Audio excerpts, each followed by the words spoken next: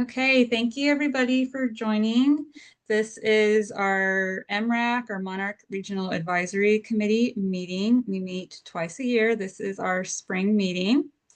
I'm Heidi Ortloff. I work for the VC RCD. I'm going to let my coworkers introduce themselves. Rachel, Jai, if you want to go. Oh, sure, I can go first. Hi, everybody. My name is Jaya Weeby. I am the conservation ecologist here at the RCD. I just mostly work on our restoration monarch habitat pollinator gardens throughout the Ventura County. I also have other few projects working with oak restoration as well throughout the Ventura County. But yeah, happy to be here. Hello, everyone. I'm Rachel Ray. I'm the restoration technician at the RCD here. Similar to Jaya, working on all the Harmony Monarch pollinator sites, oak restoration, and a little bit of Arundo projects that we have going on as well. So thank you all for coming and being a part of MRAC. Deb, did you want to introduce yourself? I can say a quick hi. I'm the restoration ecologist for VCRCD, and glad to be here. Thank you, Deb. So everyone in attendance, if you could in the chat put down your name and who you're with, that would be great just for helping us kind of keep track of who's in the audience. And today we have a packed meeting. We're going to be hearing from the Xerces Society today on the, I hope I'm pronouncing it right, the Motus project. We're going to be hearing some monarch restoration updates from RCD of Santa Monica Mountains. We're going to get an update from UC Master Gardeners on monarch tracking and outreach. And then we're also going to have time for open discussion. So if there's relevant things that you want to discuss going on with pollinator conservation or monarch specifically, feel free to hold off for the open discussion, and we'll have time set aside to go over any other updates people want to share or any other issues or concerns people want to talk about. But before we move on to Xerces Society, the RCD, Rachel and Jaya, they wanted to give an update on some of the work we've been doing at our overwintering sites. So are you guys ready? Do I need to? Yeah, we're ready. Okay, cool.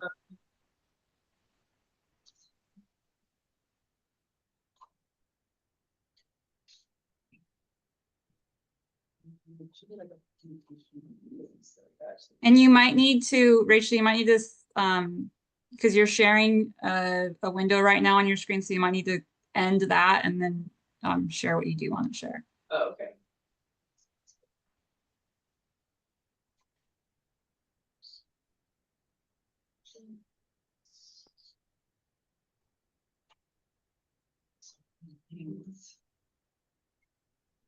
You guys all see that now? Yes. Okay, perfect. So I can see your, yeah, now I see the whole thing. Okay, now it's like as a slideshow. Okay, perfect. So we just wanted to give a quick update on some of our restoration sites that we have for the Monarch Pollinator Grant.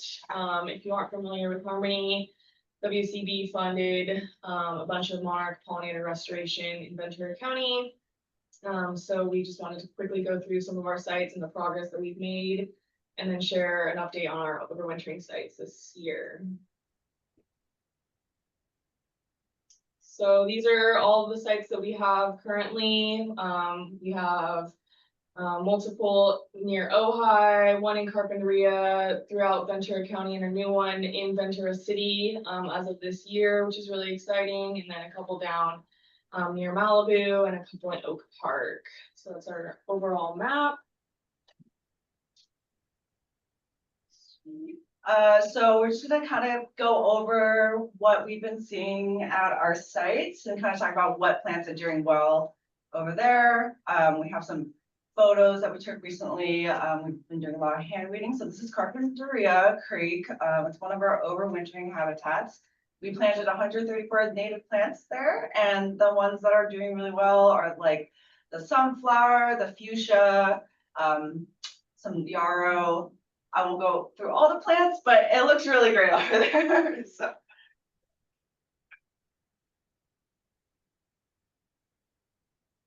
Oh, so the next one we have is at the Steelhead Preserve, along the Ventura River. OVLC helps manage this site as well. They put in plants a year and a half ago now, and put in 347 native plants, and overall the site is thriving. The sagebrush is doing really well. All the black sage, sticky monkey flower, the hollyleaf cherry.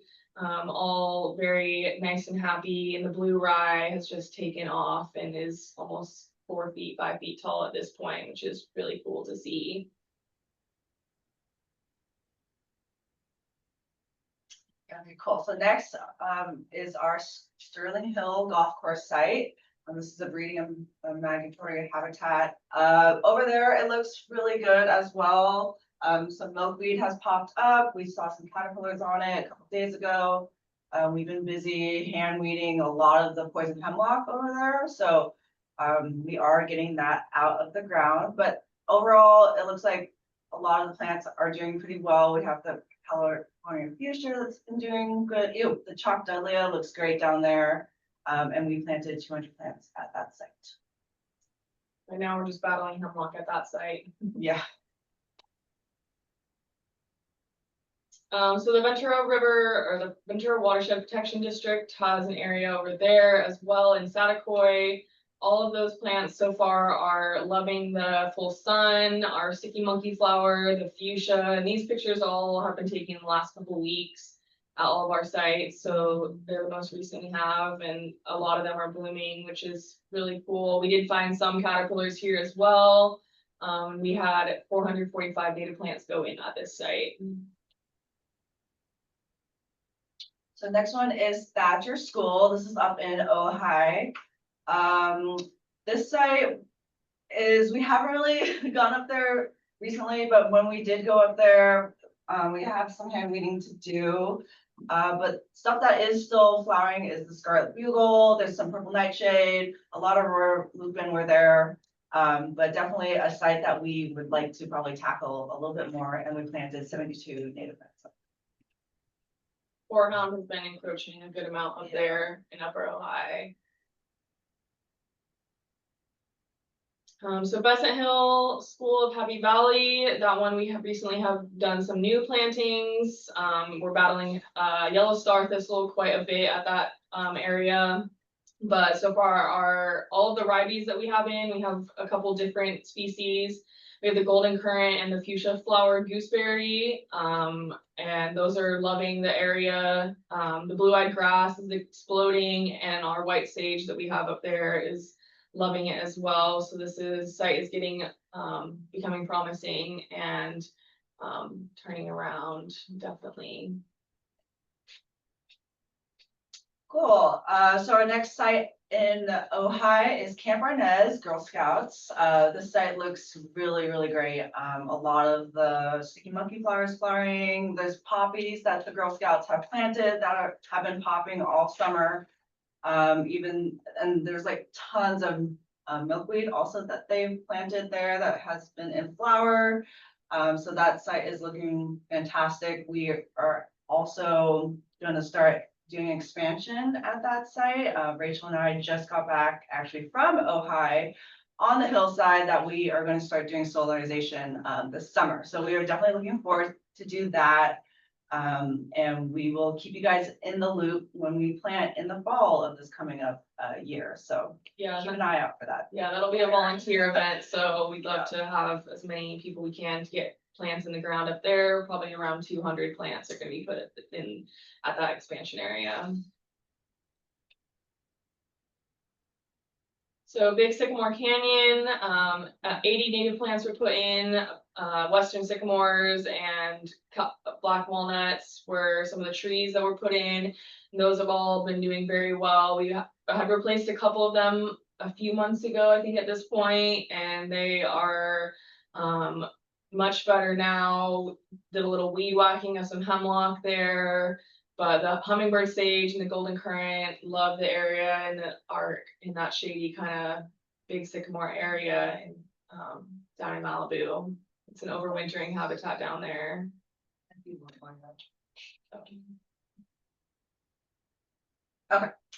So the Wainimi Mosaic Cemetery, this is an overwintering habitat. We planted 200 native plants over there. That site looks pretty well as well. The California buckwheat is really like growing pretty big over there, and so is the brittle bush. And then you can see that nice little monarch sign that we have out there. We do want to start planting, replanting some of the dead stuff there. The major issue I feel like we do have over there is our sites have been encroached on by some construction happening over there. So that is a battle that I feel like we are still fighting with at that site.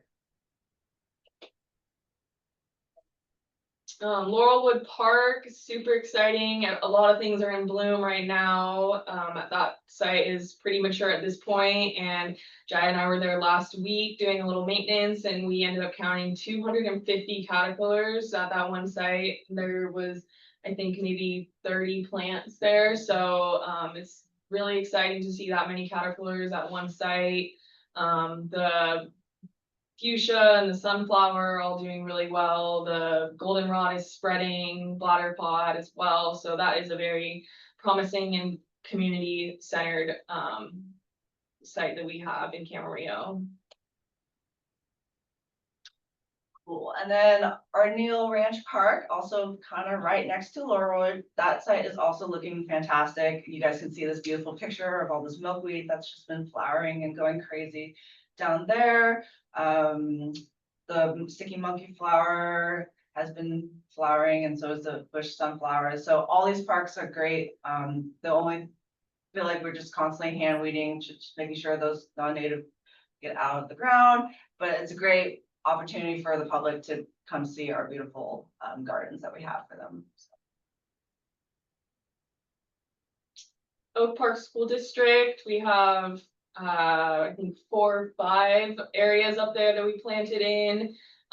They are breeding in migratory habitats, and we have over 1,000 native plants there. We were just up there a week or 2 ago doing a bunch of hand weeding and maintenance, and a lot of the sites are in bloom. The weeds have kind of curtailed a little bit in some of the sites due to some mulching and some persistent hand weeding earlier this year. So we're excited to see that. The milkweed is just starting to bloom up there as well. Sticky monkey flower is all doing good.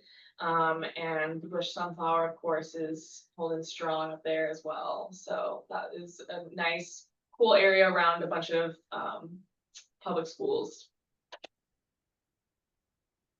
Sweet. So I'm going to talk, well, the next 3 slides are going to be about our overwintering habitat that we are going to implement this year. We got approved from our grantor that these projects are a go. So the first one that we started with was Camino Real Park. This is down in Ventura, right by the tennis courts and dog park.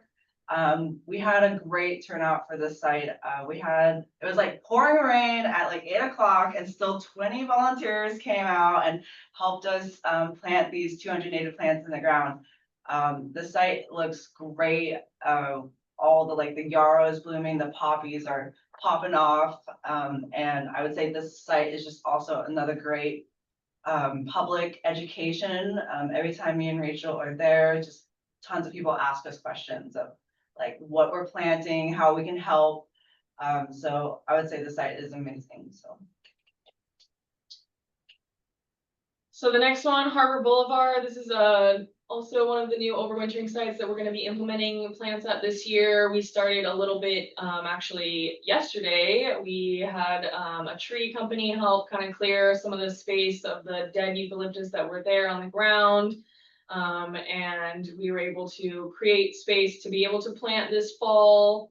The grove of eucalyptus is fully intact, which is really cool. It's a beautiful cathedral of eucalyptus. And so we're really excited to plant this fall. And we're going to be putting in, I don't know exactly how many plants, but it's a large area. So it'll become a really cool roosting pollinator garden for them. And lastly, our third overwintering site that we are gonna start implementing is La Jolla Canyon down in Malibu. We like talked to state parks, we got all the plan, kind of figured out of where we're going to be planting these native plants. We also have contracted SAMO Fund with the Santa Monica Mountains National Recreation Area to grow our plants for this project, which is really cool because we're going to be putting genetic material back into the ground. Like all these plants that they grow at their nursery come from this canyon. So it's a good way to just make sure that we are putting the right diversity back into the area. So far we just been slowly weeding the area, just getting it ready for this fall. So also look out for that volunteer invite as well. And I think that's it. That's all of our sites that we've been working on. Rachel and I have been super busy with just killing weeds here and there and making sure all our plants are watered and well taken care of. So I have some questions Yeah. just to like, obviously, like I think I kind of know the answer, but just for people in the audience. It's kind of like a two-parter. So how would you say we obviously know that this past winter, the overwintering numbers for monarchs were really sad and low. And so my first part of my question is, how did our overwintering sites look this winter? And then my second question, and you kind of touched on it with Laurelwood, is for our migratory and breeding sites, how are those looking? Obviously, like with the plant health and stuff, but are you seeing a lot of caterpillars? I know you mentioned Laurelwood, and I'm sure you haven't been able to go and like check out all the sites yet, but just to give people a general sense of our feel of how the caterpillars are doing right now at our sites. Yeah, I think based on the numbers that were counted this past winter, we were kind of a little surprised to see this many caterpillars, especially at Laurelwood. And we've been seeing caterpillars at every single, I think, one of our breeding and migratory habitat sites. So that's really exciting to start seeing. And I feel like we've been seeing more and more in the last like month or two. Some sites are a little later than others, but we are very, I guess, hopeful that this coming year, I think, will be hopefully a little better than last year, just based on the amount of caterpillars we've seen and the activity of, we have been seeing like some monarchs around our breeding and migratory sites. So I think hopefully once we get some native plants on some roosting sites, and we have Camino already in the ground, so hopefully this next winter, that area will have hopefully have a little bit more monarchs on the trees and here over the winter. So I think we're hopeful based on what we've been seeing the last couple months. yeah, I totally agree. Ditto. Great. Just comments just coming in about, great work, and it's coming at a good time, all the good work you guys are doing. But if anyone does have a question, feel free to raise your hand or unmute yourself. Yeah, bio team. Yeah, hi, bio team. I'm Danielle from the RCD of the Santa Monica Mountains. Hi, everybody. So I was just wondering, you have a real mix of locations where you've been doing some planting, and I'm wondering what your outreach is, or how are you contacting those groups? Yeah, so I mean, Camino Real, it was that was our most recent. We were just trying to hopefully get a lot of the public that live in the area to be involved. I mean, every day we were out there, we were at this huge community park in Ventura that hundreds of people walk at every day. And so we were kind of just like telling people as we were there, and they were curious and asking about it. We posted on all of our social media, and we also had flyers posted at the park as well, so they could sign up for the event that way. But I think the community was just jazzed to hear what was happening in their backyard, and were really receptive to the planting, especially in the areas that we were planting in the park. They had previously been kind of unmanaged and were a little weedy. So I think they were just happy to see that something else was going in the ground versus a bunch of weeds coming up. That was kind of how we did Camino Real, just tried to put it out as much as we could in Ventura and get a good amount of community to be involved. And I think we had a really good turnout for that event specifically. And I can add to that too, Danielle, it's definitely a mix of when we have plantings going on that are right near residential areas, then our focus is really on the neighborhood in the area. But for some of the sites that don't have a strong enough tie to like a neighborhood or anything, we do rely a lot on like our social media. Like Rachel said, we also have like Monarch and Pollinator like alert. That's like a newsletter that goes out 4 times a year, like every quarter at least, that people subscribe to when we do like public presentations and things like that. We also have like a volunteer list that we've been growing for several years that we'll reach out to before planting events. So it really depends on like where the site is located, just how much volunteer interests we get and like community support. At the schools we planted at in November in Oak Park, we had a decent like student group come. We had, I think had like 20 to 30 students show up from different like clubs or Like need their service. yeah, so they were just wanting to be a part, and we're excited to see the habitat being put in at their school.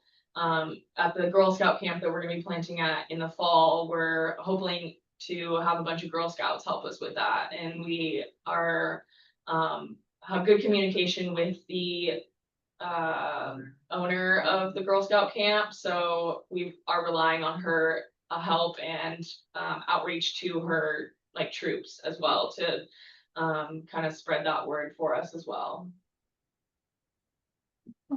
Any other questions?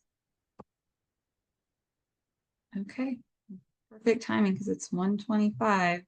And that means we're on to our next agenda item. We're going to be hearing about the Motus project from the Xerces Society. And Sarah, are you ready? Great. I'm ready. All righty. Let me go ahead and get this set up real quick.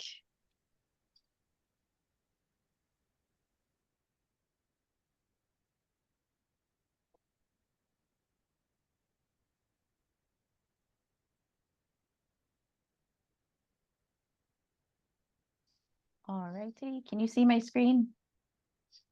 Yes. Okay, perfect. Okay, great. Well, hi, everyone. My name is Sarah Quadra Vargas. I use she, her pronouns. I'm a conservation biologist with the Xerces Society.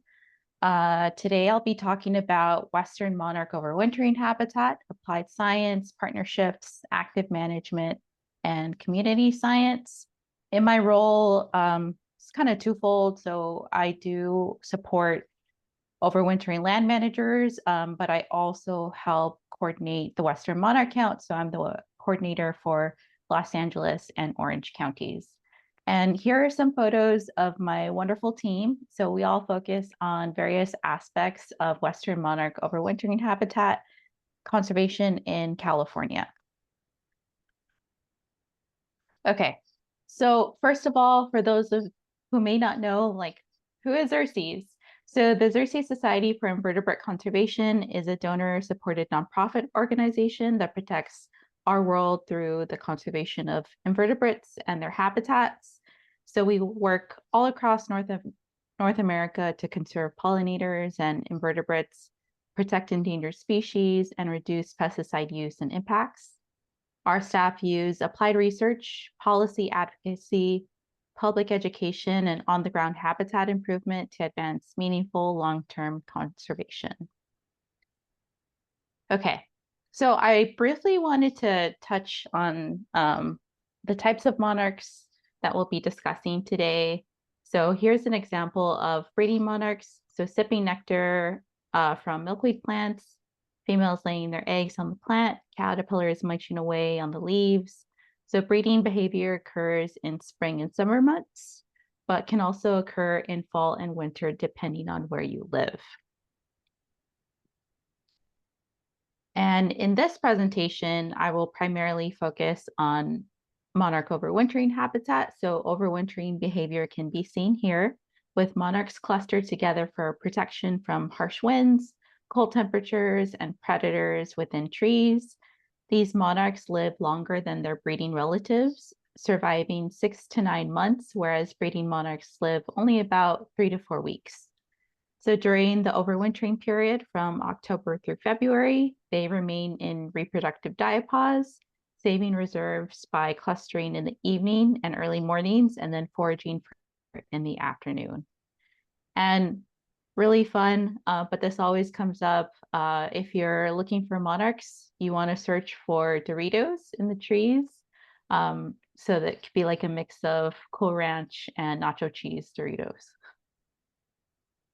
Okay, so this map here shows the migration patterns of eastern and western populations of monarchs.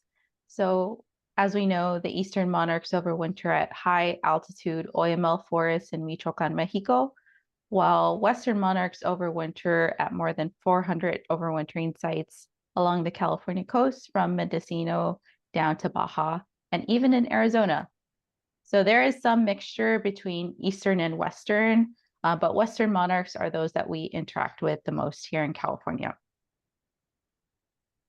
And I just wanted to take a moment to acknowledge the cultural symbolism of the monarch. So the migration of the monarch parallels the journey of US immigrants making a long, arduous journey to find refuge. It also reminds us that migration is a part of nature and that it is sacred. So right now, it's really crazy times, and as brutal force continues to infiltrate our communities, we must continue to protect and advocate for our families, loved ones, and our neighbors, just as we protect our monarch butterflies. Okay, back to Western monarchs. So we've lost approximately 95% of the Western monarch population since the 1980s. Meaning that for every 100 Western monarchs alive in the 1980s, fewer than 5 exist today. So this graph shows the trends in the migratory population through time based on historical records and the Western Monarch Count Community Science Initiative.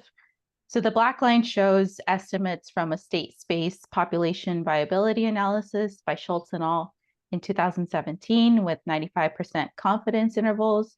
The orange stars are raw counts from the Western Monarch Count, showing the steep decline in recent years, as you can see the winter abundance index in millions of butterflies on the y-axis. So the Western monarch population has hovered around 200,000 over the past 20 years, but we've seen low numbers, such as in 2020, when there were only 2,000 monarchs found across the state. And most recently, in 2024, that was the second lowest count, with approximately 9,000 butterflies found. So to help the monarch population increase, we must understand the primary threats to Western monarchs. So those would be habitat loss, pesticide use, herb-resistant crops, climate change, and development. And I will go into a little bit of this some more. So considering the threats to monarchs, one main focus of Xerces' work is to facilitate the protection and active management of overwintering groves. These groves are impacted by development, senescence, natural occurrences such as storms and wildfire, but there's also a lack of awareness of the habitat, and there are knowledge gaps in overwintering science. More on that later. So a large way that we facilitate protection and active management of overwintering groves is by supporting land managers, offering support and technical assistance when needed. Xerces works with various land managers such as state parks, the resource conservation districts like the Ventura RCD and the RCD of the Santa Monica Mountains, Department of Defense, and private landowners. In these photos here, you can see the top left photo is a meeting that we had with biologists at Camp Pendleton. And then on the lower right is an example of some nectar beds that were planted at San Clemente State Park. Okay, so in working with land managers, monarch overwintering management plans can be developed after Xerces staff conduct a full habitat assessment at a target site. So these plans provide guidance on enhancing monarch habitat with recommendations for tree thinning or planting, nectar enhancement, and reducing fire loads. Just to give some examples. So according to our records, less than 5% of all overwintering sites have a management plan. Like I said, there's 400 that span across the state. And for Xerces, we've collaborated with California State Park districts, Vandenberg Space Force Base, and private landowners to create these management plans. And we're always looking for funding to support other management plans.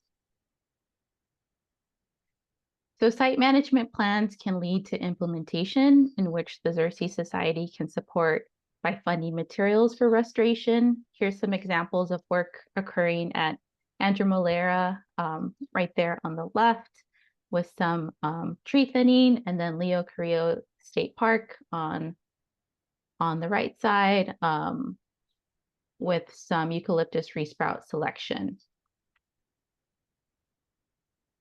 Okay. So another way we've intersected with land managers is through the Western Monarch Overwintering Science Initiative, which is a collaborative group of people invested in advancing our collective understanding to aid monarch conservation. So the group draws together land managers, university researchers, Western Monarch partners and volunteers, government, non-government groups, and others. And the group aims to explore overwintering monarchs' need to thrive, where and when monarchs move, and how we can better support overwintering monarchs through forest management, and how we can meaningfully engage Californians through community science and applied research projects. So if you scan that QR code, it should take you to a story map that tells you more about that initiative. It works. I just did it. So. Yay, awesome. Thank you for the confirmation. Okay, so one exciting project within the Western Monarch Overwintering Science Initiative is the Forest Structure and Cluster Monitoring Project, led by Kyle Nesson, who's pictured here.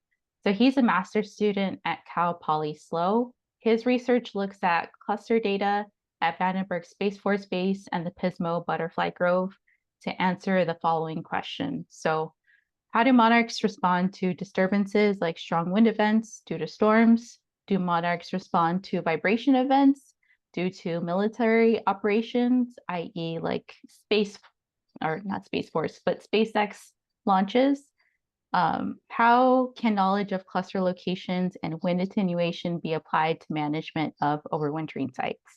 So these are some of the partners that are working together with Kyle, and these are some of the photos and imagery that he has produced through his research. Really cool, like infrared imagery there on the right side. He's had a fun time like counting the monarchs in his images, but we're looking forward to hearing the final results of his research within the next few months. Okay, so getting into Motus finally. So earlier I mentioned knowledge gaps at overwintering sites. So these include knowledge of overwintering habitat use, microclimate, and structure of groves, and the movement between overwintering groves. So there's one project that is addressing this, and that is the radio telemetry movement study. So with this study, we aim to better understand habitat use, which would result in protection of migratory corridors, protecting overwintering sites and other coastal habitat. And I just wanted to show like these photos here. So tracking individual monarchs is hard, but the technology that we're using is really cool. The tags there on the left, you can see like the monarch with its little backpack on. That tag weighs less than a gram. It can be difficult to track sticker tags, but there's a different purpose between sticker tags and these tags. I just wanted to make that very clear. And I'll get into that in just a little bit. So just a little bit of background on animal tags. So you know that PIT tags or passive integrated transponders are passive, so they don't have a battery and they can be very small. They have an alphanumeric code associated with them, and they respond to a signal emitted from a scanner. So these are used to track fish and domestic house pets like your dog and cat, microchips. Those are the same technology. But there's also active tags. So satellites can remotely send signals to scientists, which is great because they don't have to go back out to the field to get detections. But these tags are often really big. So they are too big for medium and small sized animals, but you will see them on like mountain lions and like this elk here, like larger mammals. Radio tags are better for small animals because they don't have to be so big. Okay, so this is an example that we put together, but here is a bird with a tag on it. So the radio tag is a battery tag that sends out a unique set of beeps that encode a unique ID at a certain frequency. So it's one of three, 434, 166, or 2.4, sorry, 434 megahertz, 166 megahertz, or 2.4 gigahertz. And so these signals can be picked up by a receiver that biologists can walk, drive, or fly around with. And it has an antenna to pick up the signals at a tag's corresponding frequency of the tag. If you detect a tag on the receiver, it will display the unique tag ID, the signal strength, which you'll receive, you can deduce like how far away the animal is from the receiver. So this signal can be affected by habitat. So if a grove is very forested, there is some trouble with signal. It can be affected by the distance from the receiver, the antenna type, or the orientation, which I'll get to in just a second, and then the battery life of the tag. Okay, so there's two common ways that radio telemetry technology is used to catalog the presence of animals. So these signals can be picked up by a receiver, like we talked about. These are some examples of the receivers. So on the left-hand side, that is an antenna that biologists can just use to walk around an overwintering grove. You have to do some like trial and error to like point the antenna in the correct direction. And then there's also a remote tower. So this is something that my colleague Ashley and partners have been working on at Vandenberg Space Force Base, but there are these like makeshift towers. They can be pretty large to pick up those signals as well. And then one thing that I wanted to mention, so going back to sticker tags versus radio telemetry. So monarchs for radio telemetry are tagged at their overwintering sites, and then the movement is tracked at sites that have retrofitted Motus towers. So this tells us how and where monarchs use sites, but it does not give us information about the monarch migration. So this is all local to a study area. It's still very important that we continue sticker tagging efforts that help inform the migration movement of monarchs. And I will let Christy talk about that a little bit more later. Okay, so what is Motus? So Motus was founded in 2014. It's a wildlife tracking system that is essentially a network of interconnected radio towers set up around the world. It could pick up radio transmitters if appropriate if there's an appropriate antenna and other hardware are detected. So there are different tags associated with different hardware. And you can see the network of Motus towers right there in that map. So Motus is very popular with bird tracking for bird migration and other terrestrial animals. But what allows Xerces to work on this project is a grant from U.S. Forest Service international programs to explore this technology a little further with monarchs. So my colleague Ashley will be exploring these questions at Vandenberg Space Force Base with project partners. This is a smaller scale pilot test that will allow us to answer some questions about overwintering population dynamics while simultaneously allowing us to test some new technology before buying vast quantities of gear. Do not underestimate the price of these tags. They can be quite pricey. Yeah. And one really cool thing about the radio tags is that they're super lightweight, but they run on 2.4 gigahertz frequency, which is the same as Bluetooth. So there is an app called the sorry, it is not the CTT app, but let me just pull it up real quick. But you can actually detect these monarchs using your phone, using an app, which is super cool. So the app is called Project Monarch, and it's by Cape May Point Science Center. And so these tags, they're detected via Bluetooth, but they're also very lightweight because they don't need a battery. So they're solar powered. Unfortunately, there are some challenges when a monarch goes into a shady area. They may not be detected because they're not getting that solar power, but pretty cool stuff. And one update on Motus. So some of these slides are a little bit old. They're from about a year ago, but the target timeframe for this study was fall 2024, and we were unable to proceed due to the low number of monarchs. But Xerces is working with Point Blue, CDFW, USGS, and the Southern Sierra Research Station to retrofit additional Motus towers to read new CTT tags. So the project is only improving in this pause that we've had over the past year, but it will continue hopefully this year. We're all crossing our fingers for a better population.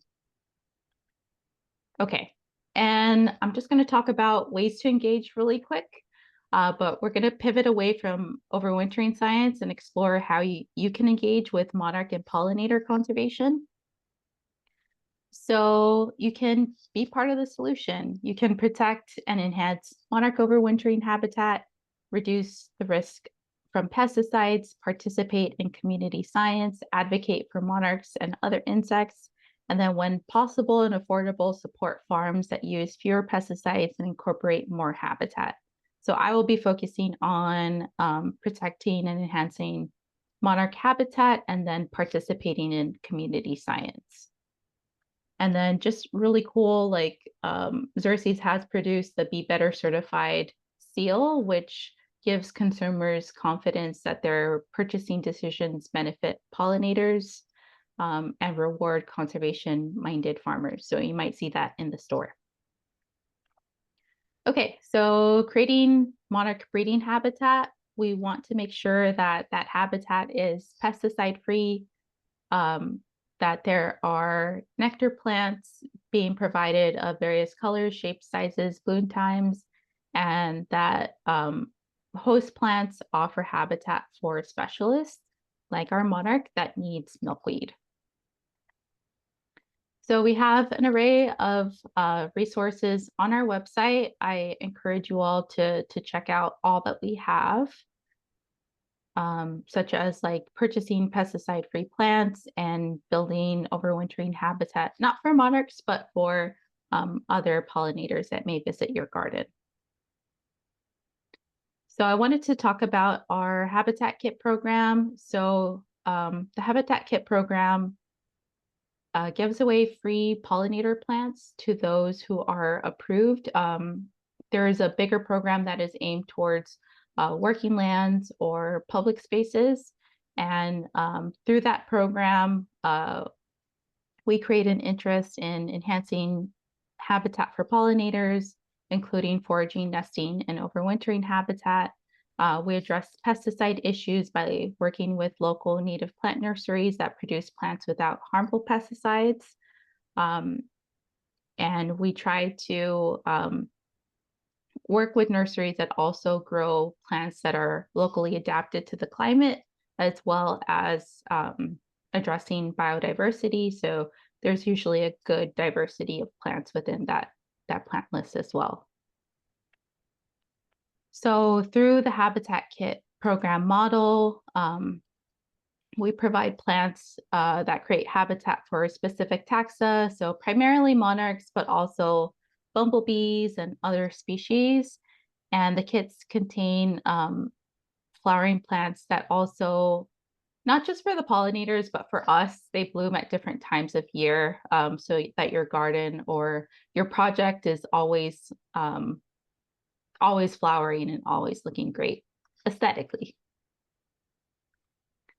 So just a little bit more about habitat kits. So some additional goals of the program are to provide different types of kits for different landscapes and regions. For instance, we offer a smaller garden kit for smaller spaces as well. There is a residential habitat kit program that is going on right now for Southern California. I can send some links later, but yeah, we have kits that adjust to different spaces. And we also encourage participation from community-focused projects and those that support under-resourced communities. Okay, another thing you can do is become a community scientist. So data collected through community science projects can directly inform conservation strategies. So one example is the Western Monarch Milkweed Mapper, which has about 70,000 monarch observations on the website. And this is a really good tool to track where breeding monarchs are right now. So if you happen to catch a photo of monarchs at any life stage of milkweed that naturally occurs, you can take a photo. I find that uploading to iNaturalist and tagging the project is a lot easier, but you can also upload to this website.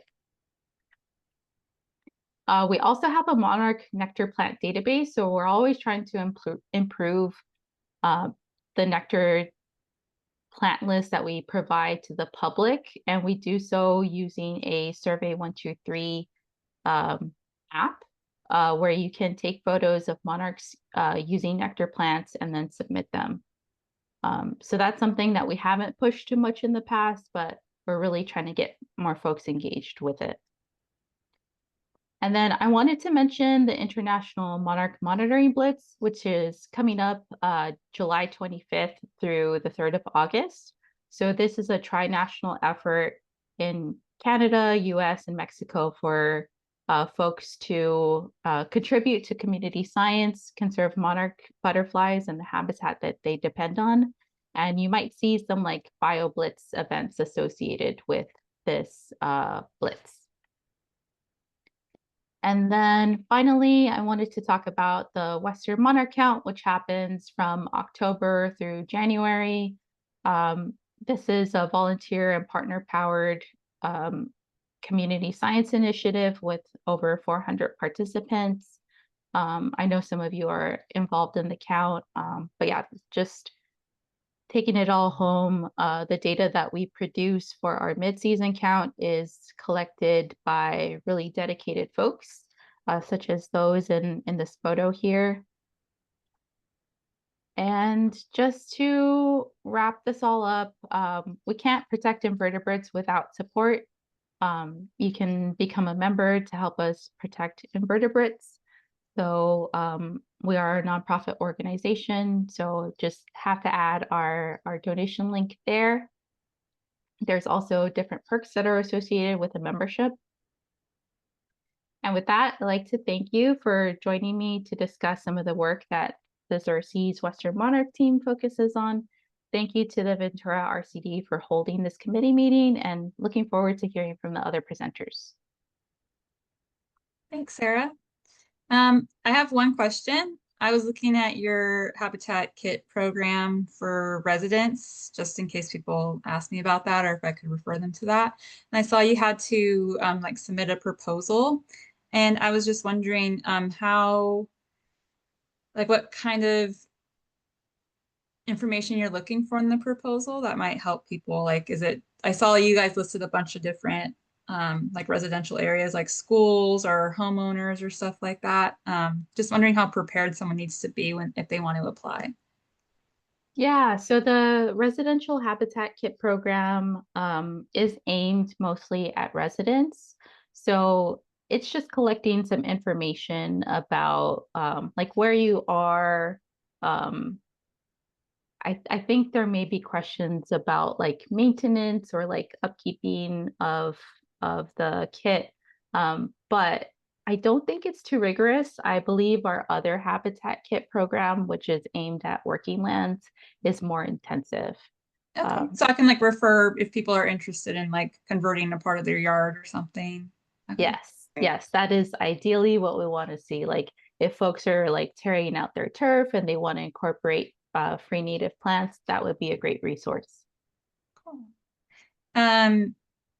Deb had a question, but it looks like it's mostly been answered, but I'll let you expand if you want to. Deb was asking, are there habitat kits available closer to Ventura County? Because she's saying previously she had to drive over to San Diego to get the last one. And then Marilyn's saying that she didn't have to go as far. This year's SoCal Kit recipients can pick up their kits in Bell, California, which is better than driving to San Diego or San Jose. Is that all correct to you?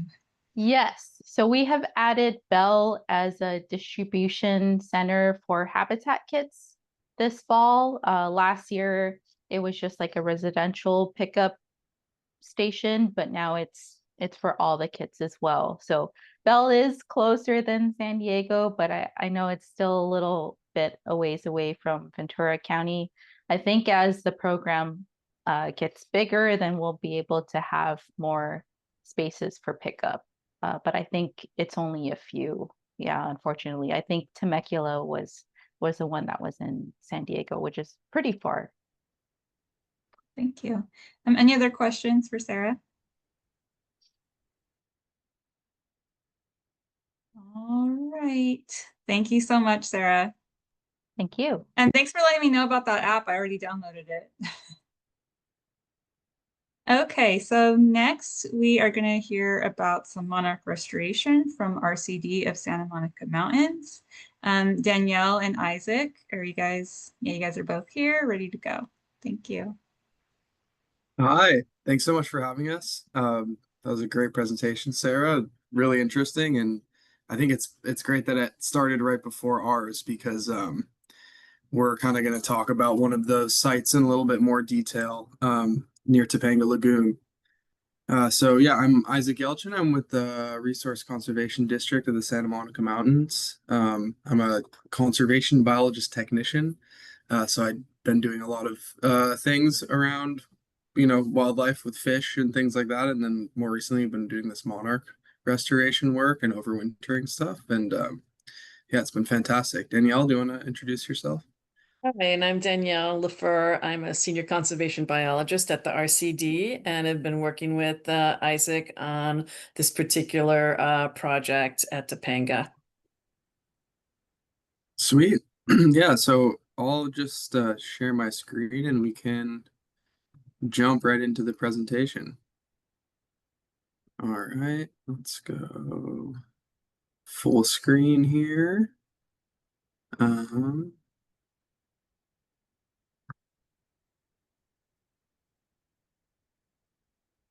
All right, is it coming up clear for everyone? Yes. Okay, sweet. So yeah, so with the RCD of the Santa Monica Mountains, we're lucky to have some monarchs overwintering in our like sphere of influence. So we're going to talk about kind of the main area that we've been focusing on, and we'll talk a little bit about how fire has affected that as well, because as you all know, the Palisades fire was um, a pretty big deal and hit this monarch site. So yeah, the first thing I want to just talk about is kind of monarch overwintering sites in general and kind of show. So the RCD is right close to this yellow border below Thousand Oaks. We're in Calabasas. So we kind of oversee projects that range from that northern tip of Malibu down near Santa Monica and then through the San Fernando Valley. So that involves a lot of restoration, mostly in the Santa Monica Mountains.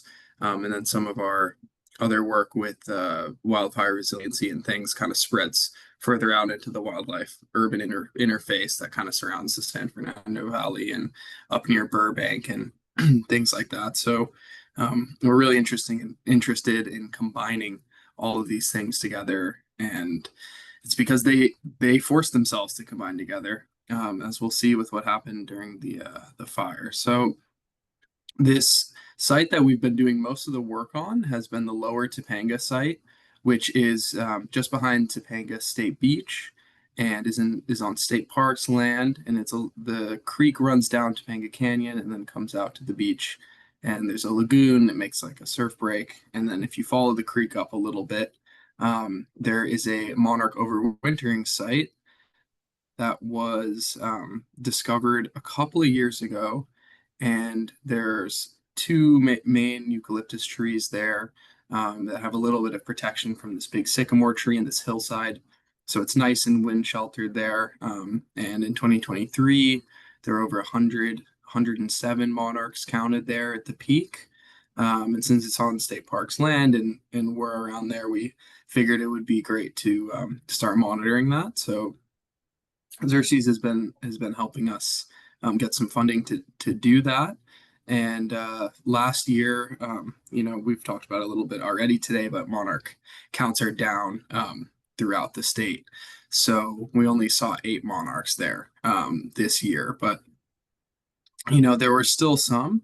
And yeah, so this is what the site looks like before the fire. So you can see there, this is that main eucalyptus tree in the kind of the middle of the site. And this red circle that I had drawn is actually where we saw the monarchs overwintering, or I guess I should say Sarah saw them and then I saw them after she found them. But yeah, and then there's this other eucalyptus tree in the back behind it. And then you can see there's also a sycamore here. And if you look closely, more on the base, you can see there's quite a lot of invasive plants. We have arundo, some grasses and euphorbia, some big castor beans and things like that. So that will be kind of important to keep in mind. So the fire happened in January and it was incredibly devastating. As you can see, it completely wiped out pretty much all the vegetation in this area. It burned straight to the beach there. It burned Cholada and the Real Inn and Topanga Ranch Motel to the ground. So the site was hit really hard. This is 2/21 when we were able to get back in there this year.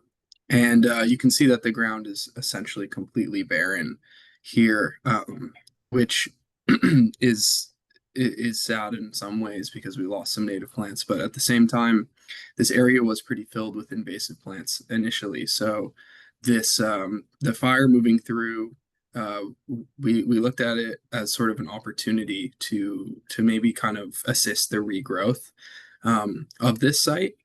So you can see we came back May 28th and there's already a lot of things growing, but most of these are invasive plants. So we thought that it could be a great idea to actually do some invasive removal at this site.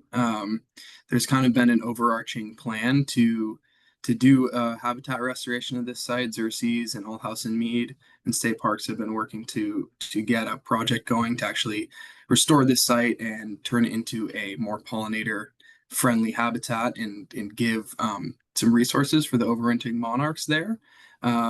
So we reached out and thought we could assist with that. And we figured that since, you know, things are a lot lower to the ground now, right after the fire, we could actually get in there and do some restoration on that site in advance. And we'll talk about that a little more in a second, but I just wanted to show that the main eucalyptus tree is resprouting, which is great. And this is just a few months after the fire, and you can see it's starting to resprout a bunch of leaves on the main stem, and some of them are reforming on the other leaves. So there might be some habitat already this winter for monarchs to come back, which would be fantastic. Yeah, so talking more about the actual restoration. So Topanga Lagoon is also going to be restored. And that's a slightly more long-term project RCD has been working on for quite a few years. But the lagoon has a lot of fill in it and is different from what it naturally should be. And RCD has been working to do a large-scale project to actually return the lagoon to its natural state and widen the PCH bridge. And that restoration project butts right up against the Monarch site. So you can see the blue right here, the core zone is right where those two eucalyptus trees are and a little bit of space around it. And then there's the shelter zone, which is like areas that the monarchs might be feeding and things like that. And it goes right up next to the lagoon restoration area. So we figured it would be a good idea to kind of combine these things and do some prep for the Monarch site in advance of that. So the project that we've been putting together and just started working on is the weeding project, which is the invasive removal, trying to prepare this site for the winter when we might come in or we're going to come in and actually start to do some plantings and turn this site into a really like valuable resource and overwintering stop for monarchs. So you can see we've only had one weeding day so far. Our next one is going to be on the 18th. And we're also trying to maybe get some volunteers in. So we want to spread the word about that and maybe have a few volunteers. So if you're interested, you know, send us an email. But as you can see, we cleared a lot of castor bean and euphorbia and some wild radish. And you can see there's a few actually little eucalyptus resprouting, and there's also some other native plants that we've seen resprouting. There's been a lot of wild cucumber and things like that, and some native fire followers. So we're making sure to give those a little space as well. And yeah, that's all in anticipation of going in with All House and Mead and Xerces and state parks and actually doing a planting plan in this area to really turn it into a beautiful kind of overwintering site with lots of good nectar plants and things like that around. So that you can see it takes place mainly in the core zone, and then we'll kind of extend to the shelter zone. So the way we've been working is doing some clearing in the core zone and moving out from there. And then this shows kind of a cool closer look at the plan for actually having the core zone here with some sheltering trees, and then where the nectar is going to be, and then those kind of intermixed zones with shelter and nectar. So our goal is to kind of do as much clearing of that as we can before the planting happens, and then it'll be a smooth transition. And then we're hoping to continue, you know, taking care of that site throughout the next few years into the lagoon restoration and all of this. So here's just a quick look at some of the plants that we're hoping to get in there. So, you know, some toyon and sycamore to kind of create that wind barrier. And this is some great work done by All House and Mead to come up with these plant lists and the design for the planting plan. And all of this stuff fits right into the natives that we already see in that area, which is fantastic. There's a nice elderberry tree in the back of our site that I didn't get a picture of, but it's beautiful, and it's also coming back after the fire. Yeah, so then I'm gonna pass it over now to Danielle to talk about our Leo Carrillo site, which actually went through something pretty similar. So I'm cognizant of time. Do we Yeah. have a few more minutes, or otherwise this is a great place to stop? Yeah, you have a few more minutes. Okay, all right. And are you okay, Isaac, with just switching slides when I ask you to, or would you like me to Yep. share? Just give Okay, me the great. sign Okay. and I can do it. Okay, great. So just wanted to discuss a little bit a site that the RCD and state parks worked on after the Woolsey fire. So the Leo Carrillo site was a site that actually had quite a few monarchs overwintering, but a long time ago, like in the early 1990s, there were thousands at the site. But currently, even before the fire, it was down to 20 at a time, and even no sightings at all for several years. Okay, next, please. So this is the site. This is the Leo Carrillo campground, and then the Monarch site is actually around the around Leo Carrillo Creek. What this slide shows is the pre-fire condition with the eucalyptus trees very healthy. You can go ahead and switch. And then post-fire, this is a location with the trees that didn't burn quite as badly. And then switch.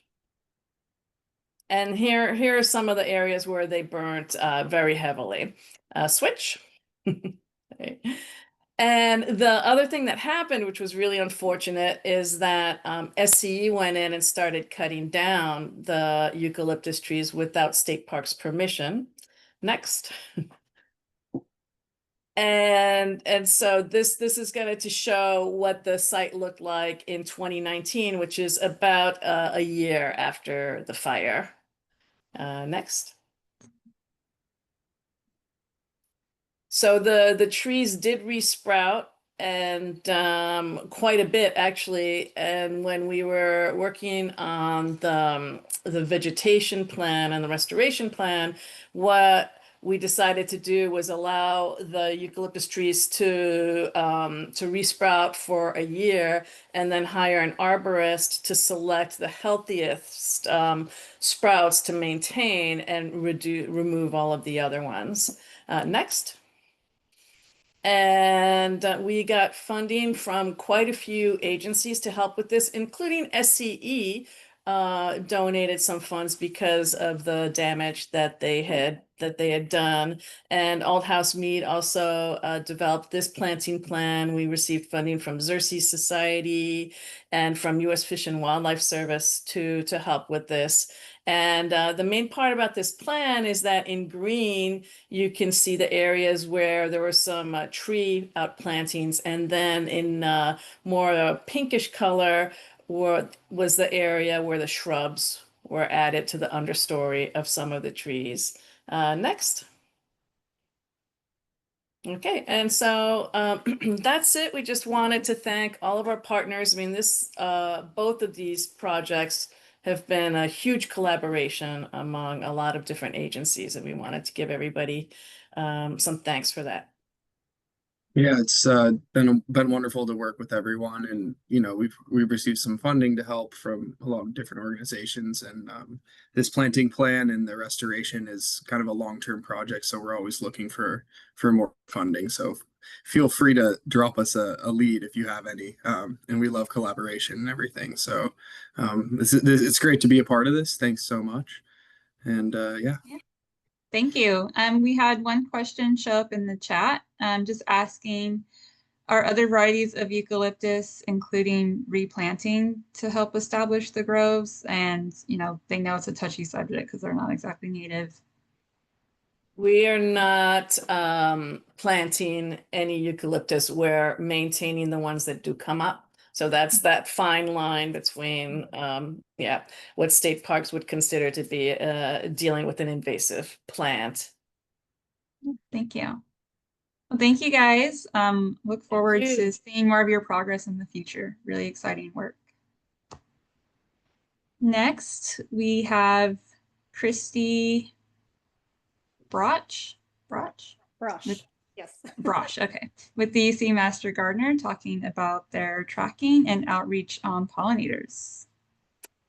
Thank you for having me today. I'm inspired by everything I've heard so far, and a lot of what our teams are doing are overlapping with some of these sites and part of the talks we've heard already. So before I jump into my slide, I just wanted to let everyone know a little bit about sort of how I came into doing this work. I grew up in Northern California, close to the Santa Cruz overwintering site, and spent a lot of my childhood in the winter there, watching the what would have been millions of monarchs at those sites close to my home, and also hiking throughout the areas around there down into the valley, and knew where all the monarchs and milkweed were during the breeding season as well. So I had a kind of a grounded sense of what monarchs were like back in the 70s. And somewhere in the 90s, later 90s, I had moved to San Diego, and just, continuing to visit these sites and traveling up and down the coast, I got to watch over the years that decline. Those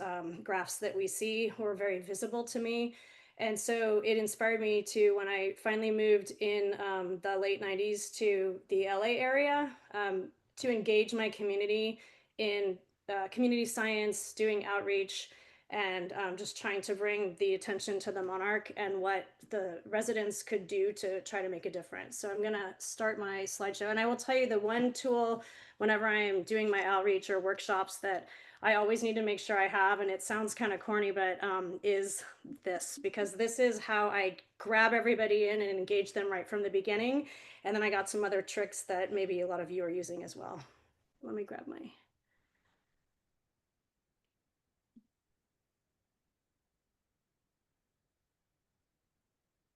Can you see that? I can see your screen. Okay.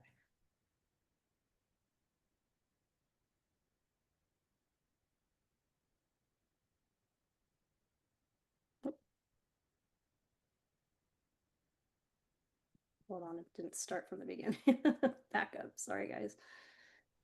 So over time, with all of the different collaborators that I work with, I sort of everything that I do is mostly volunteer work, and it is done with almost no funding. So it's collaborators, partners, anything I can get my hands on resource wise. And I've kind of made that collective into something I call the Synergetic Learning Lab. And our focus is about getting up close and taking a look in garden and wild space. We do have a focus with projects that are monarch focused, so that's why I'm here today, but it's not limited to the monarch. And a lot of the habitat that we're looking in also is supporting other important pollinators, and one of those is the bumblebee. And so we also do some pretty serious looking all over California for bumblebees. I don't know why it's not advancing. There we go. And a slide and a conversation I always bring up whenever I'm doing one of my talks is just a land acknowledgement and talking about the first people here of California. I won't get into this today with you. I think you've probably all been through this before and are familiar with it, but I find that this is another way to grasp the public in bringing them into the space that they're working in, and making those connections, and kind of making a constant reminder of what life was like and what times were like before, and how those interconnections of tending the land were at one point in time, and how we can try to bring that into our time and space now. And these are just the organizations that I either have certifications in or that I'm working with. And the first three, the Naturalist Program, the Master Gardener Program, and Pollinator Steward Project, those are my resources. So I have tremendous resources through these projects. They allow me to do a lot of teaching and outreach. And then the World Wildlife Fund, I do activism, where that's where I'm working with, taking everything that's culminating with our boots on the ground and trying to share that with legislators to help make changes that are something that bring money into conservation. Some of you may be familiar with Taringa Wildlife. That's where I funnel all my grant funding through, and have a partner there named Dana Stengel. If you are not familiar with her, she does great work. And we do a lot of field trips together. Our main one is to the Santa Cruz Island. And then my main spots, like the regular weekly surveys with the team, run out of the Huntington, and here in San Gabriel Valley, we have a site here in Pasadena where I live at Washington Park. And then I do include the ILADS, which is an International Lyme and Associated Disease Ambassador Program, because it is another insect-related program. And when we're out in the field, there is a lot of tick activity, so I do work with them as well. And these are the main projects. So it's a collective of community science projects that our team, many of them are master gardeners. So kind of internally, I run the pollinator team through a master gardener program, and then it's open to anyone. And so the culmination of projects that people can work with, so they're not necessarily just doing one. For monarchs, if we're focusing on that today, the main one is the Monarch Larva Monitoring Project. I think some of the people on this Zoom today probably have participated or are aware of that project. And then the Xerces Western Monarch Count. So it kind of works out perfect timing because we have our summer breeding, like Sarah was discussing. And then when that shifts into migration period, our team heads out and does the counts. We also do work, last year we were kind of tasked with some extra job in trying to find some new locations. And just with the curiosity, you know, a lot of our team members are, where'd those monarchs go that we were counting at the end of the season? We do scout out areas around the overwintering site. So if there's any milkweed around, we will go check all the milkweeds. We're scouting areas all over up into Ojai. A lot of Ventura, even though we're down here, but we are kind of all over the place. A lot of boots on the ground in trying to figure out where monarchs might be not found yet. We're also working with another researcher up out of Davis that has kind of wants people to get out into some of these areas in those between seasons, so that, you know, early springtime. And then the Southwest Monarch Study, which is our newer partner. We just got permits last August to tag monarchs. And I'll say again, I used to tag with teams of people here locally. And then throughout California with Dr. Villablanca's Cal Poly Monarch Alert. And then that went on hiatus. And so we finally have the permits back for the Southwest Monarch Study. The Project Monarch Health was part of that initial study through Cal Poly. And I did a lot of work on that opened my eyes into the benefit of the taconid fly. And we brought that back again through Southwest Monarch Study, but because of the low numbers, we went on again, another hiatus. It's on pause starting in January. And then the Monarch Genome Project, which is collecting the deceased monarchs that get sent in for isotopic testing. And Journey North is where a lot of the write-ups, so we also do surveys that are put out throughout mostly Los Angeles. Sometimes it's a little further, asking people what they're seeing. So observation-based you know, responses, and then doing some little write-ups that get published in the Journey North about what people in the area are observing. And then of course the Xerces Bumblebee Atlas is sort of my new addiction since 2022.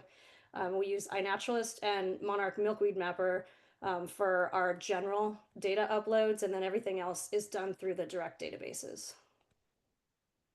And these are the special projects that support those other projects that we do. So we have a team that does, maybe they're not interested or they didn't get the permit to be able to tag monarchs, but they want to be still part of the team and support the work that's happening. So the floral resource scouting team in a lot of these sites that we're doing regular monitoring, they help collect all the floral resources. You can imagine a place like the Huntington, the floral resources are so extensive. It's not just an easy, oh, here's the like 10 plants we saw in bloom. So they are scouting and documenting and creating kind of an internal database for that.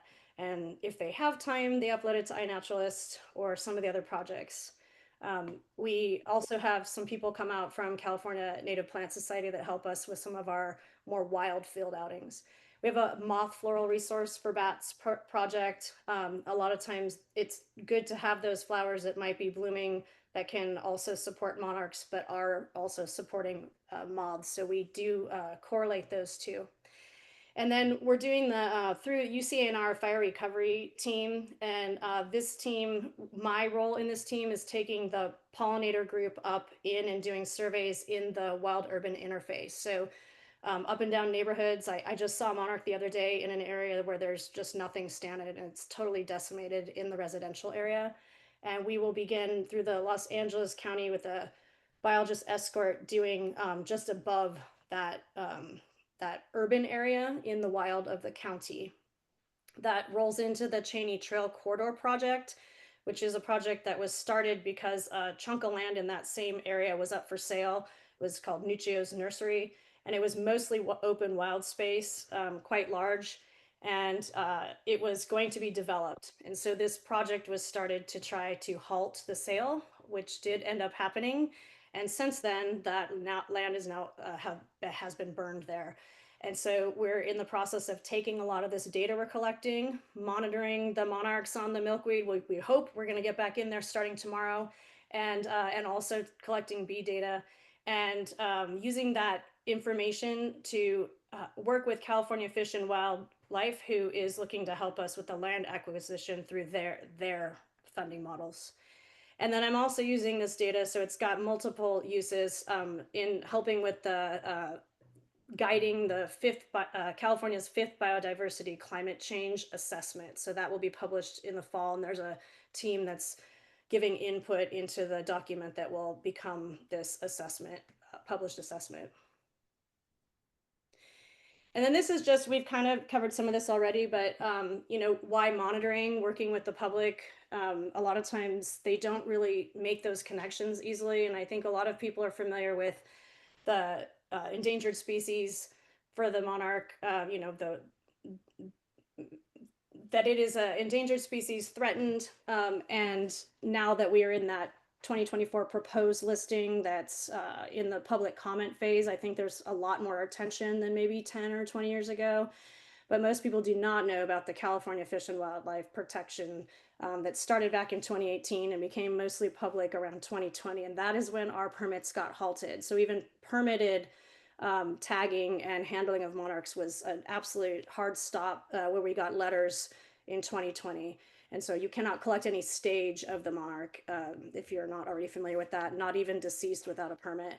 And so getting those permits in 2024 was a big deal because we think, you know, where we know a lot about the eastern monarchs, there's still a lot to learn about where western monarchs are moving through corridors and flyways and what's happening in even the spring, something that wasn't really a big focus before.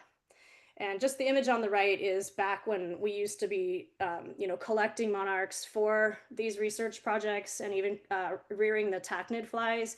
That's kind of what it looked like in the start. So not necessarily what most people would consider when you see monarchs in little Tupperware containers. And these are just some of the scientific advisors and collaborators we work with. Having access to these researchers and professionals has been instrumental in what we've been able to get done and kind of expand our work. So I just wanted to give their, you know, put their names out there and list them, because without them, we would, first of all, we wouldn't be learning as much. And second of all, we wouldn't have access to some of the things that we're able to do. And so the survey and field trip locations. So for the federal lands, mostly it's the San Gabriel Mountains, kind of right up behind these areas where we have our regular weekly surveys. So we just did a survey about a month ago after in one of the burn areas of Millard Canyon. And then Hopper Mountain, I was just actually up there yesterday. That's a picture from yesterday. We were doing a bee survey and looking for monarch activity.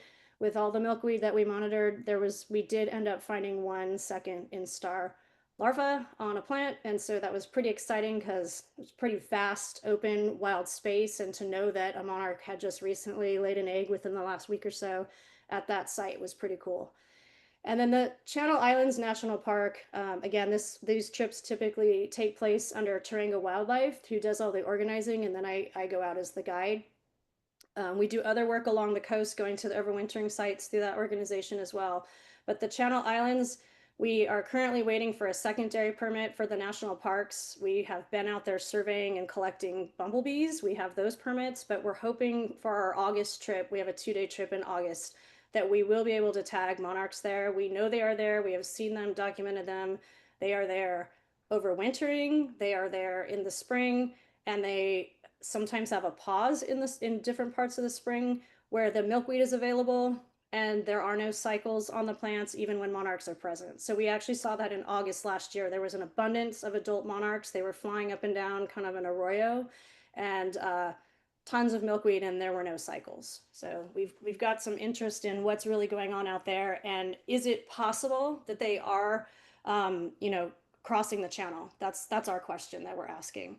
And then we do. I was about to ask you because I'm fascinated by everything you're saying right now. Yeah, it's something I've been, since the more time I spend out on the Channel Islands in this particular area, we're kind of focused in one area there, and it's hard to not stare at this and try to get pictures with my iPhone. I don't have a fancy camera. I'm carrying ice chests and whatnot for the bees, and so we're really doing a lot of double work. A lot of our team is doing multiple projects, so we try to we're going to spend this amount of time on the bees, and we're going to stop and take pictures of what we're seeing with the monarchs, and then we're going to dedicate into counting monarch larvae. So that happens at a lot of these sites and field trips, but this is one of those researchers, the one up in out of Davis.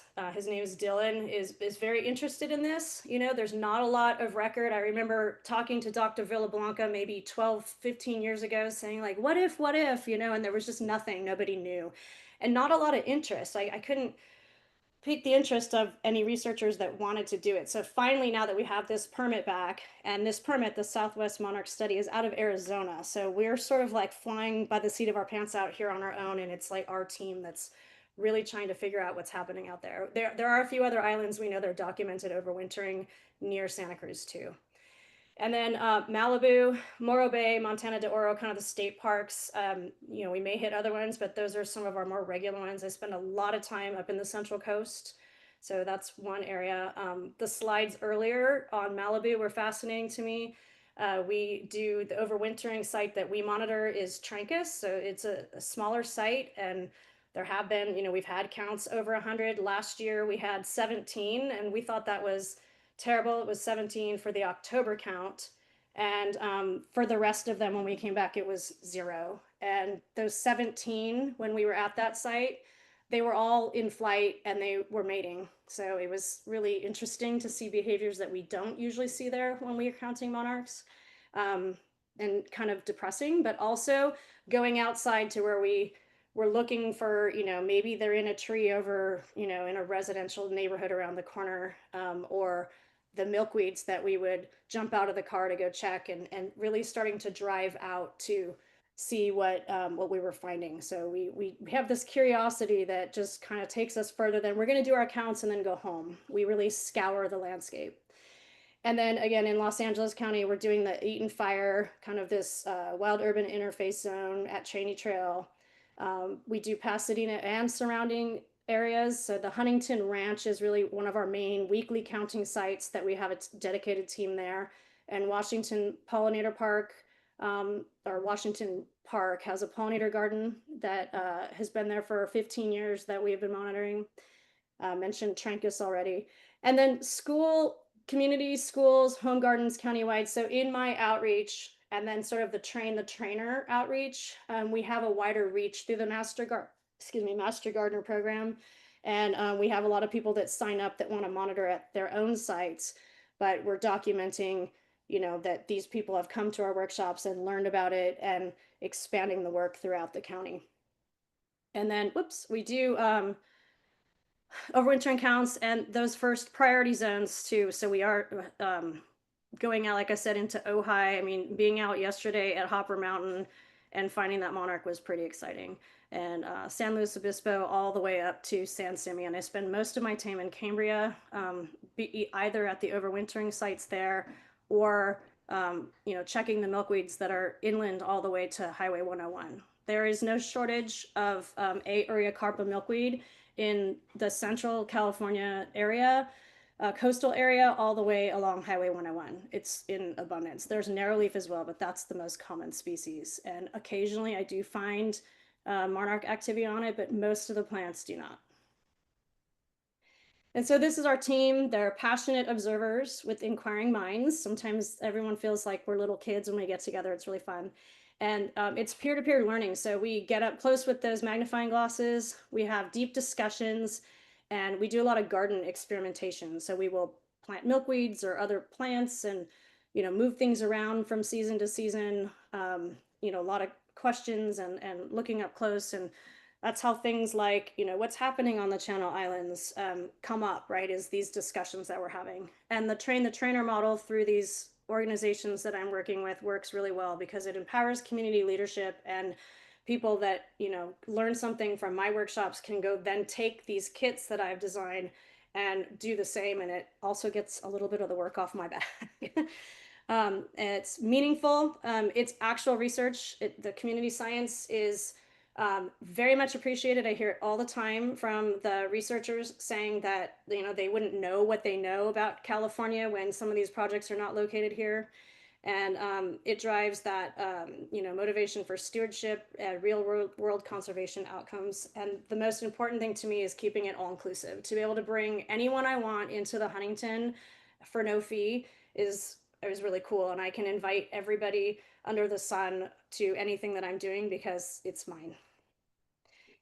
So we, a lot of habitat support involved in our project. So here's some of the team members. We grew 400 milkweed, 3 different species last year in the teaching greenhouse. And underneath that, I'll roll through really quickly some of the habitat projects that we've done. In 2012 was sort of when I began with some of the earlier projects on school campuses. And you know, Pasadena Audubon, these were all small grants. I don't even have my own nonprofit, so I usually either funnel it through another organization, or they just provide the funding directly. Tend to be around $5,000 to $10,000 grants, so small grants. So we've done different schools, and sometimes it's pollinators / bird habitat. Have brought bird programs along with pollinator programs. We were tagging monarchs and looking at OE under microscopes in the elementary schools for at least 10 years until that permit got halted. And U.S. Fish and Wildlife Habitat Restoration Grant was amazing. That was actually the Ventura team that picked us up. We don't have a U.S. Fish and Wildlife team in LA, and so it's either San Diego or Ventura, and they kindly took on my request, and we worked with the communities and schools to make that happen. It was also a school was involved initially, and then a principal change came in, and so it ended up being just the park. But that using the Mayor's Monarchs Pledge, kind of a silly little thing that turned out to be more powerful than I would have imagined. We hold them to the fire on their pesticide use, and just really able to get the mayor, it's 2 mayors now behind this, and that is how we were able to get this site at Washington Park installed, was through the Mayor's Monarchs Pledge and the grant with U.S. Fish and Wildlife. And it's been 10 years in place, and we've been monitoring ever since that the milkweeds first came up. So the Monarch Larva Monitoring Project is happening at that park. And the exciting thing, Sarah, I was glad you talked about your pollinator habitat kits, because I filed for that this year to replace some of the plants over 10 years that we just lost, and to expand the pollinator habitat a little further outside of the corner. You'll see some photos in a minute of that space. So it's an expansion project as well. And then again, we use these greenhouses when we try to grow our own things and experiment with that. So here's the pre-existing restoration photos. It was just a bunch of weeds in the back corner of what was or is a large, I believe it's 3-acre park in Pasadena, right in the middle of residential, surrounded by 3 Title I schools and a library. And historically, it was designed by Theodore Payne in the 1920s, the entire park, not just this corner. And this corner was a dumping site, even beginning back in the 20s. And we did have to remove quite a bit of trash out of here. I don't think it was from the 20s, but some couches and things like that. And here's another angle of it. So this kind of back corner of the park. And we brought in a bunch of mulch. The city was partnered with us because of that Mayor's Monarchs Pledge. And I don't ever want to move that much mulch again, although I think it's coming with this post-fire situation. and had community members come together, master gardeners, everyone under the sun who said yes to coming.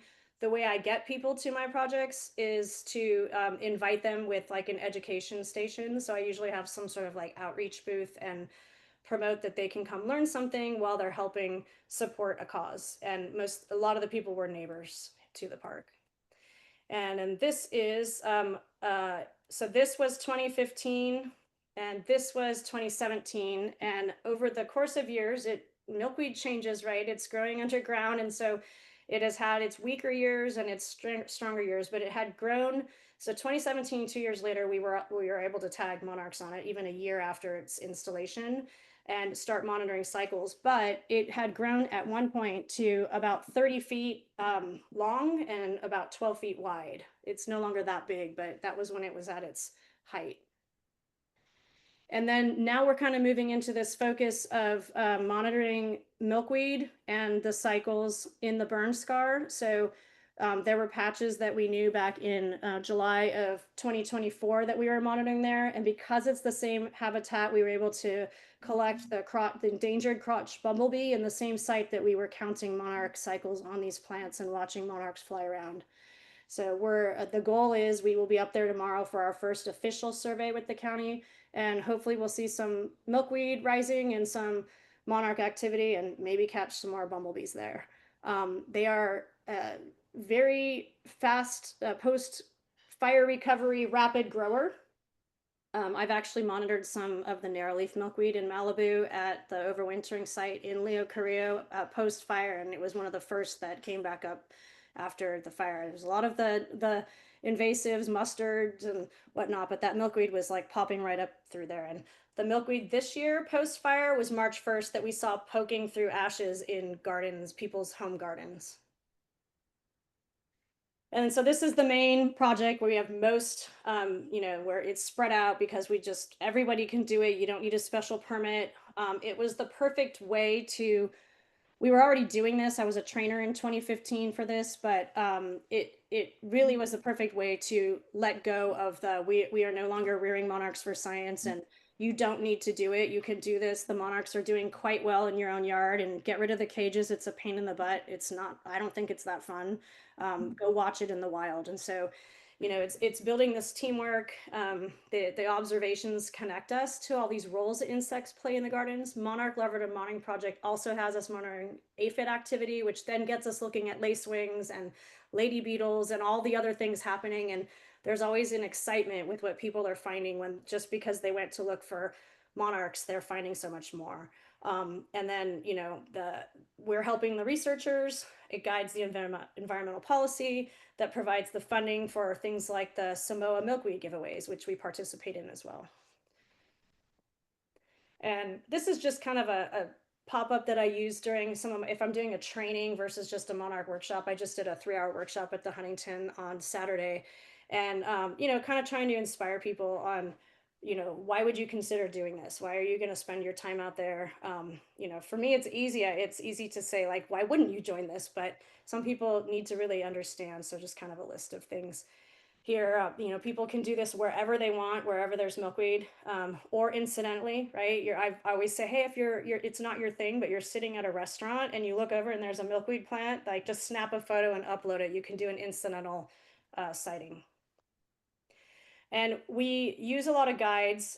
This is a page from one of the guides that is available through Dr. Oberhauser. And it's interesting, right? Because it's something that, a lot of kids can do. You can go out and look at the monarch life cycles, but it's a little harder sometimes to tell the monarch stage than one might think. So we get really deep into the training, and a lot of it's just the experience. I try to work very closely with the team. I try to make myself as accessible as possible, and that train the trainer so that people really learn, like, wait a minute, that's not really a second instar monarch. You have to look at the length of the antenna and look at this face cap and take a look, because it's not just the size that you can tell. And then again, you've seen this already today, those overwintering sites. I think a lot of people in the outreach are blown away when they find out how many overwintering sites there are throughout California, and even down into Mexico. And I think some of the, most interesting to me has been some of these sites, this is really pulled out, you can't see up close, but looking at where some of those overwintering sites are that are inland, right? Like that means we have a lot of land to scour in a place like California and the South. They could be somewhere we have not found yet. And so that's our team is doing that scouring the land for, what we're missing.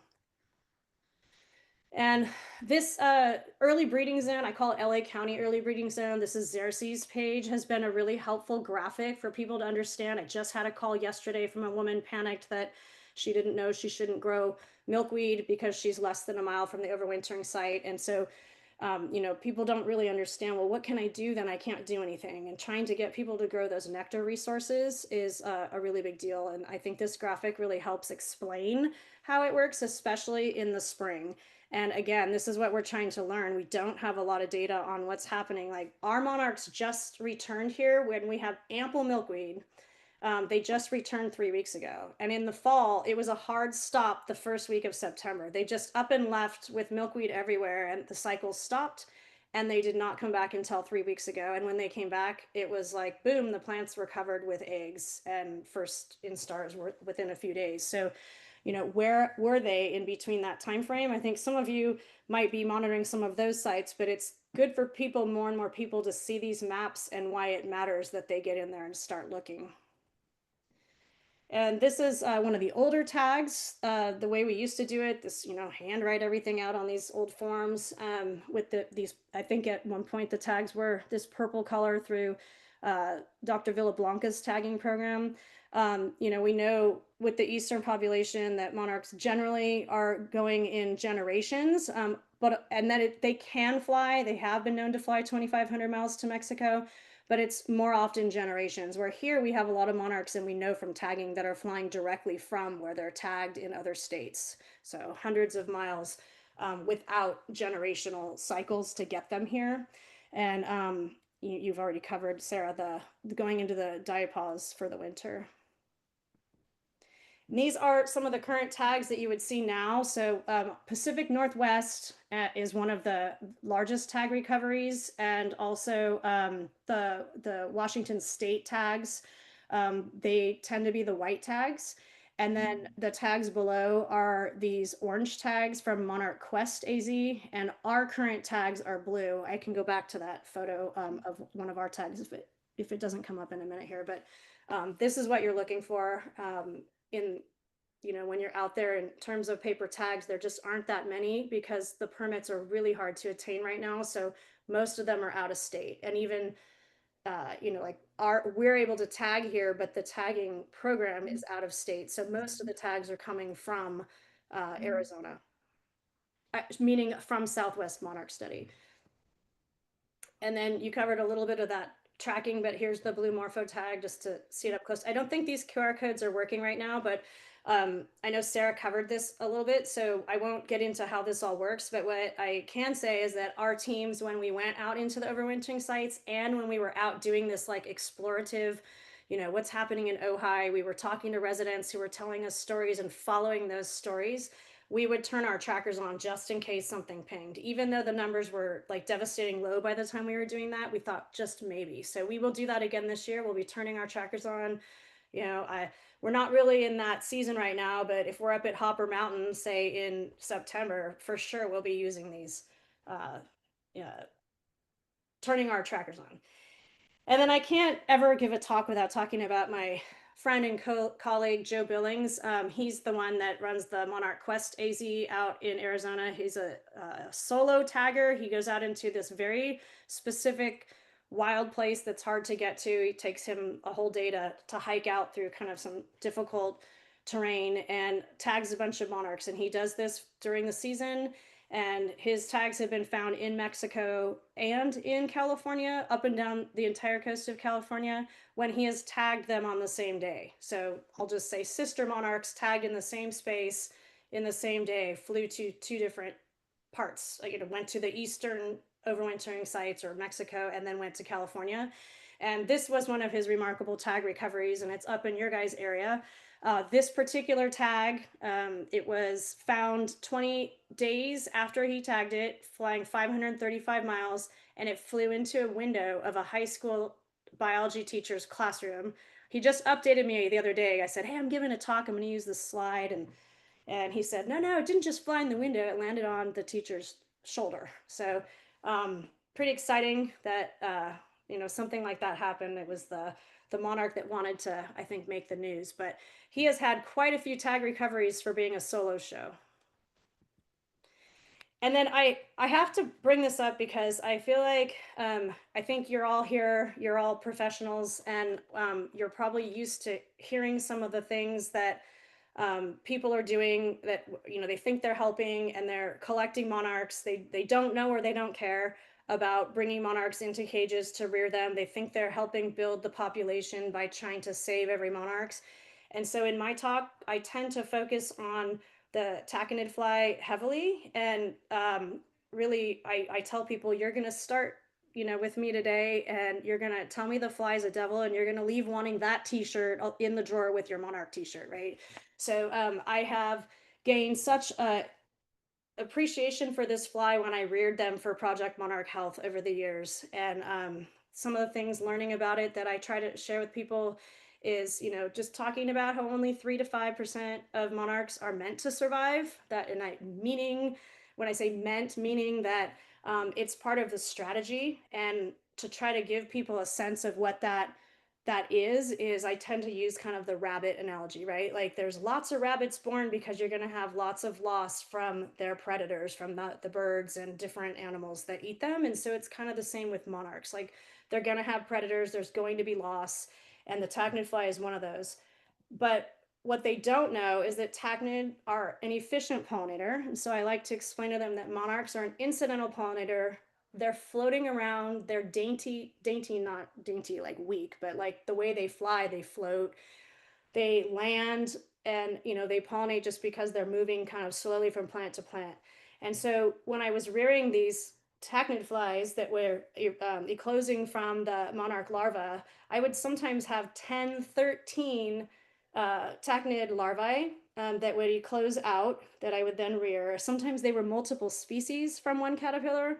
And those flies then, we saved them and they went off to a lab. But had that happened in the wild, try to explain to people, they are pollinators themselves. They're more efficient, flying 9 hours a day. They're much faster. And if one caterpillar is lost, but there's 10 or 13 more, even 5 more flies that monarch provided, that makes that monarch loss still a better pollinator. So kind of giving them a different perspective using the taconid fly, and most people are pretty surprised to learn that and kind of changes their view. And so it's just a big part of my talks that I give on why monarchs are important in ways we don't always think about. And then that's sort of the end of, I'm not giving you my whole 3-hour talk today, but that's sort of what our team is doing. We are out just about everywhere in California with a focus here in Los Angeles and a lot of Ventura area, and have learned a lot about monarchs and other pollinators. And I could probably talk for another 3 hours about the bumblebees because I'm obsessed with them now, but we'll keep it there. So if you have any questions, let me know. And that's what we're doing here. Thank you. You are very busy, and you also have inspired me. So thank you.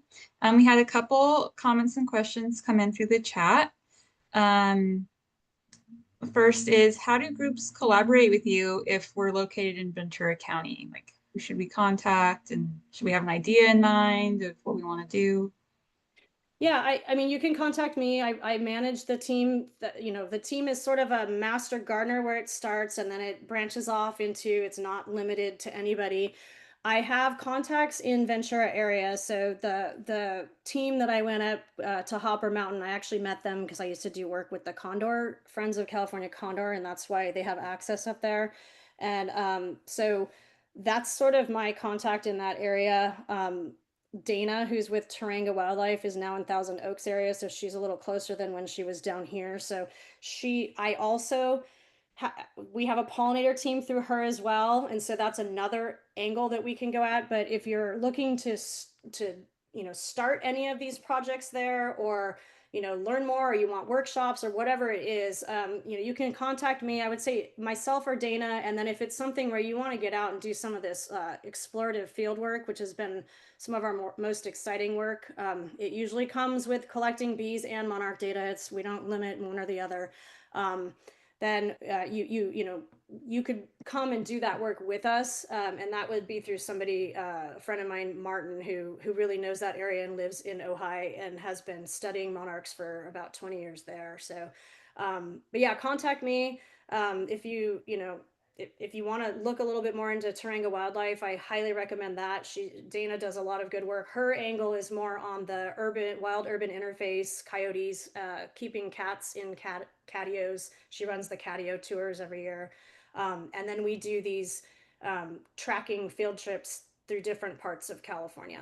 So yeah, everyone's welcome. It's an all-inclusive project, and we would love to see more teams start up and inspire this kind of work happening in different areas, not just here in LA or our teams going out.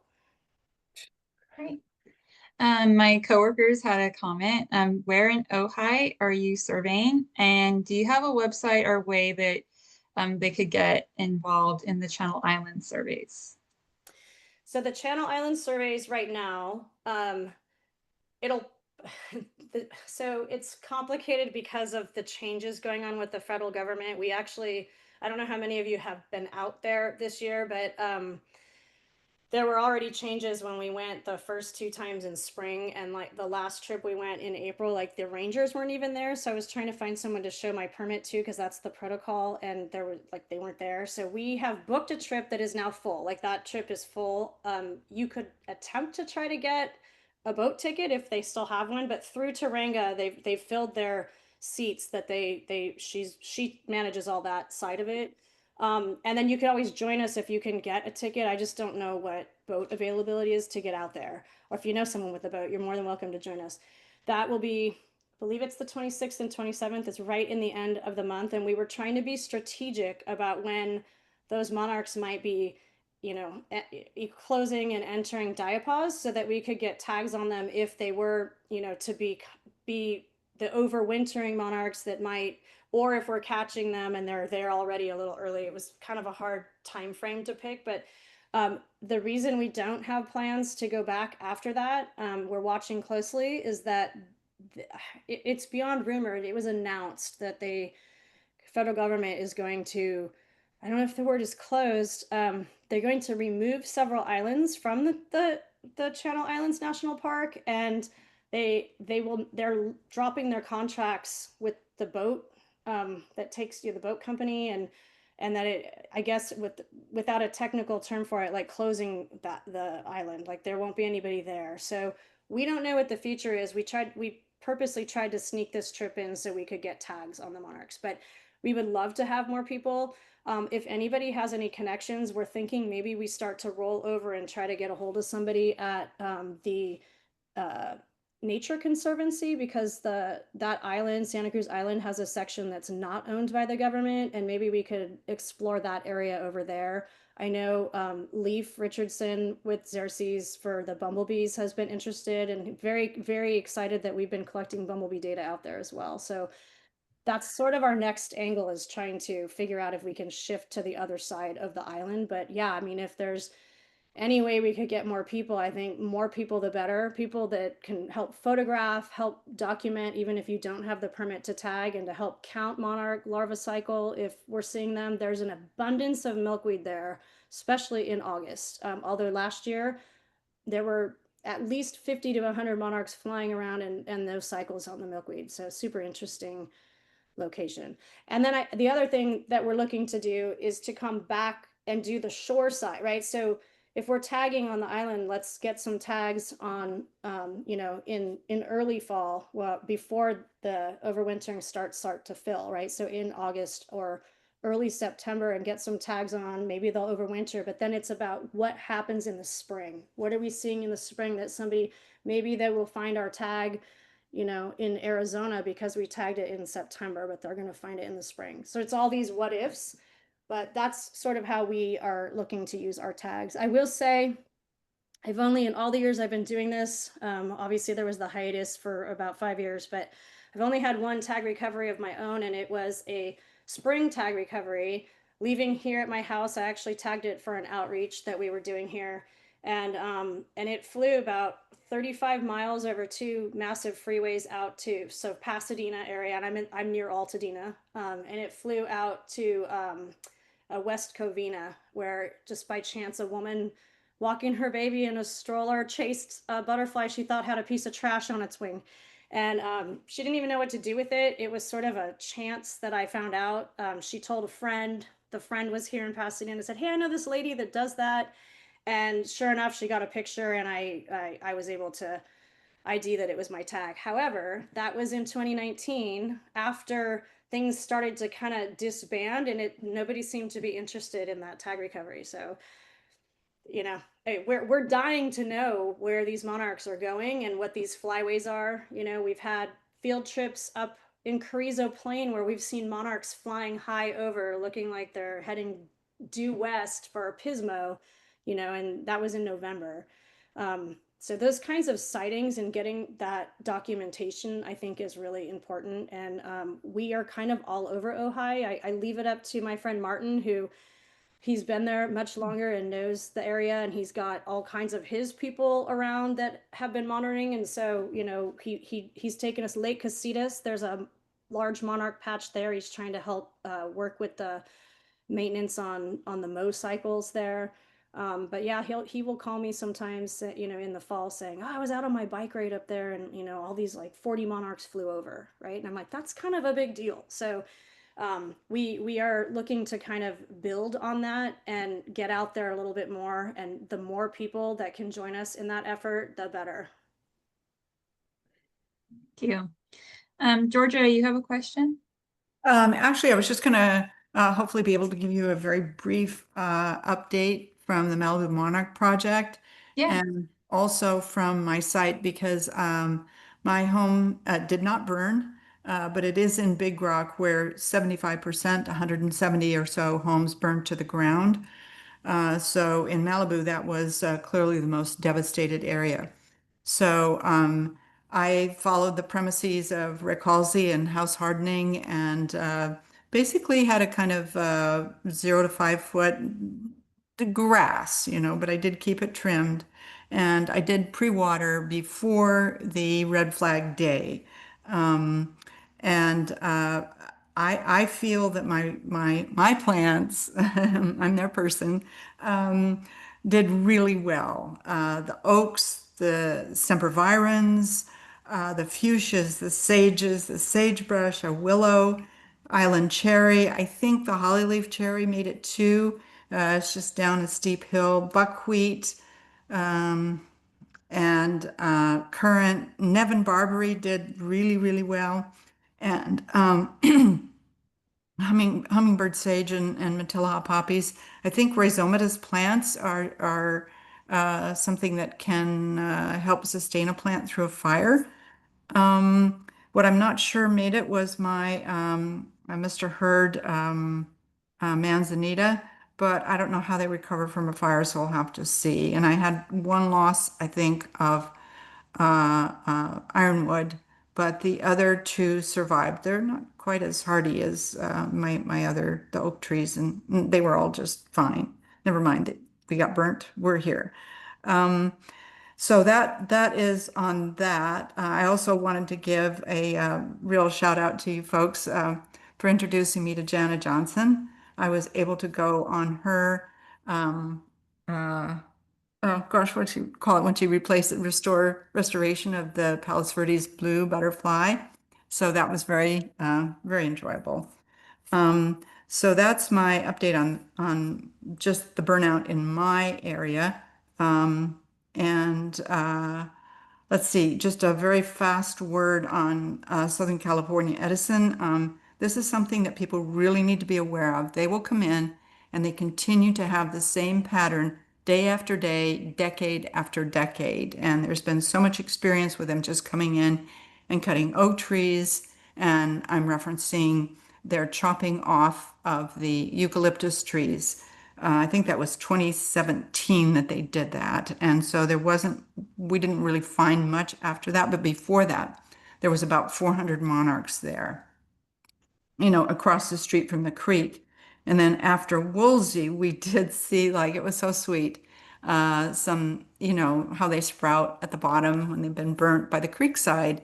There was 25 monarchs there. So that is that history. But yeah, Edison, they have big problems with hubris and just coming in and doing whatever they want without announcing to anybody. So this is a threat to our plants, really. The things that we're doing, one of the biggest problems in our area, especially following the burn, is going to be restoration and what people are going to demand. And sad to say, and extremely concerning, is they want to cut down as much chaparral as they can. And I'm not talking about, the 200 feet, which of course is nonsense scientifically, but they're talking about acres. And one person even, maybe they were being silly, but suggest, a mile or so. So the bottom line is they really do not understand the dynamics of how chaparral is protective. So their desire is every chance they get, they cut it down. And they'll come onto other people's property and cut it down. They're going to push MRCA to cut, their chaparral way back. And all we do is get the invasive fountain grass in, which I'm sure the after report will find, just like Lahaina, is contributory to the conflagration, truly it was, that happened in Big Rock. Because they left, no matter how many times I ask them, they left fountain grass growing 10, 20 feet thick from the roadway and up a fair portion of a Big Rock Drive, particularly down by the entrance and midway. So those are big, big challenges. And in that regard, we have tried, our current plan is to reach out to the schools and to the people through a lecture series, which will include, we're hoping for 8. So our plan is to get, and Malibu is going to host this, start out with geology so people can the purpose of that is to help people understand how this, unique transverse range was formed and how that contributes to weather systems and micro ecosystems and in the Santa Monicas. Excuse me. So from there, we want to go to, the order is a little slightly questionable, let's say chaparral, and hoping to get either maybe Antonio Sanchez or Bryant Baker, and then to talk about that. And then following that, like I say, that the order is slightly questionable, but would be a lecture on wildfire, and hopefully by Bryant Baker from Los Padres Forest Watch, which I'm sure many of you know. And yes, and then if there's time, he'll weave in house hardening there. And then hopefully somebody from CNPS to go over the restoration through their wonderful, wonderful restoration guide, and then deal with the other ecosystems. Oak Woodland, Rosie Daggett is going to talk about, I think, the riparian system, and then we're looking for someone for the coastal system, and then kind of where do we go from there. What we're doing in addition is we have an artist who has created a really beautiful poster of insects pairing with their plants. And one thing I hope to achieve would be a poster for each major ecosystem, like, for example, chaparral, coastal sage scrub, riparian, coastal, and what's the other one? Oak woodlands. And so each of those would have the common name underneath the insect, like a collage kind of common name on the poster, and the plant and animal, and then a number that could be listed on like a museum label when you go to a museum and they tell you what it's about. And under that, we would have the scientific name, the Chumash name, because that's the group that's most, I guess, lived there before we were there, and now as well, of course. And then so the common name, scientific name, Chumash name, and then a QR link to like just a good website, and to advertise this to teachers, so that they will be able to take the poster and the information and hopefully use it in their classes. I've talked to some teachers and they're very enthusiastic about it. The other thing we have are trading cards with animals on the back and animals, plants on the back. And then on the other side, just the basic information like where do you live and what do you eat, and, a few things.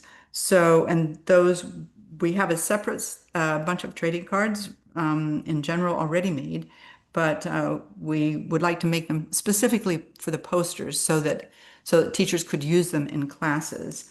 And let's see. Oh yes, and oh my goodness, we are a member of our group is from Poison Free Malibu, Kian Schulman, and through her and Malibu, we have a coloring book, which is about the animals and about pesticides. So it's got little games in it as well as the coloring. And if you'd like samples, just let me know because we can send them out. And that's it. Thank you. I'd love to see a sample, so I might follow you up on that. Absolutely. We had some comments. Christy says that she works with UC A&R Post-Fire Network. So she might be able to help you locate some resources that could be helpful. And Chris Ament is saying that, she deals with the same kind of situation with city tree workers. Thank you for your updates, Georgia. Does anyone else, I know we're technically over our meeting time, so does anyone else have any quick things that they want to bring up before we all break apart? I do real quick if I could jump in. Yeah, of course. Hi, this is Chris Ament. Oh, terrible.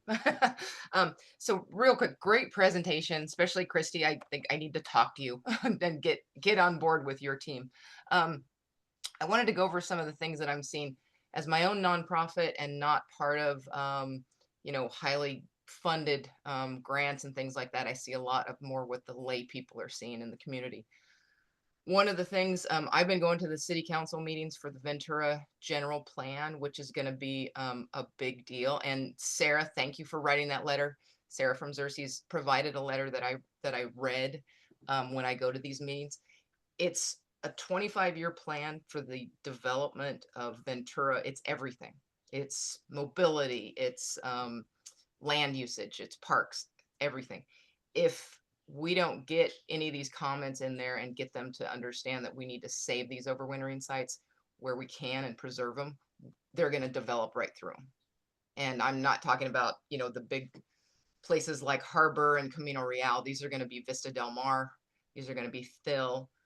All of these spots, they're butchering the trees, and they're doing it right every October, right in fall. And they continue to do it because, as I mentioned, there are no tree protection ordinances in the city of Ventura, only for the county. So, and I worry that they're just going to go and try to cut down as many of these trees as they can now, so they don't have to account for them later. So that's one thing on the as far as the eucalyptus sites.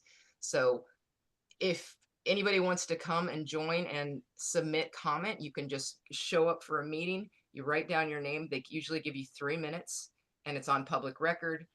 You have documentation of it on YouTube after each meeting. So it's really good for any of your organizations as far as, the documentation of what's going on. So that's the overwintering sites, which really is important. Right now, I am getting calls every other day from people that are still rearing monarchs indoors on tropical milkweed. They're kind of converting to native milkweed because they're so desperate, because we've banned the sale of tropical milkweed in Ventura County.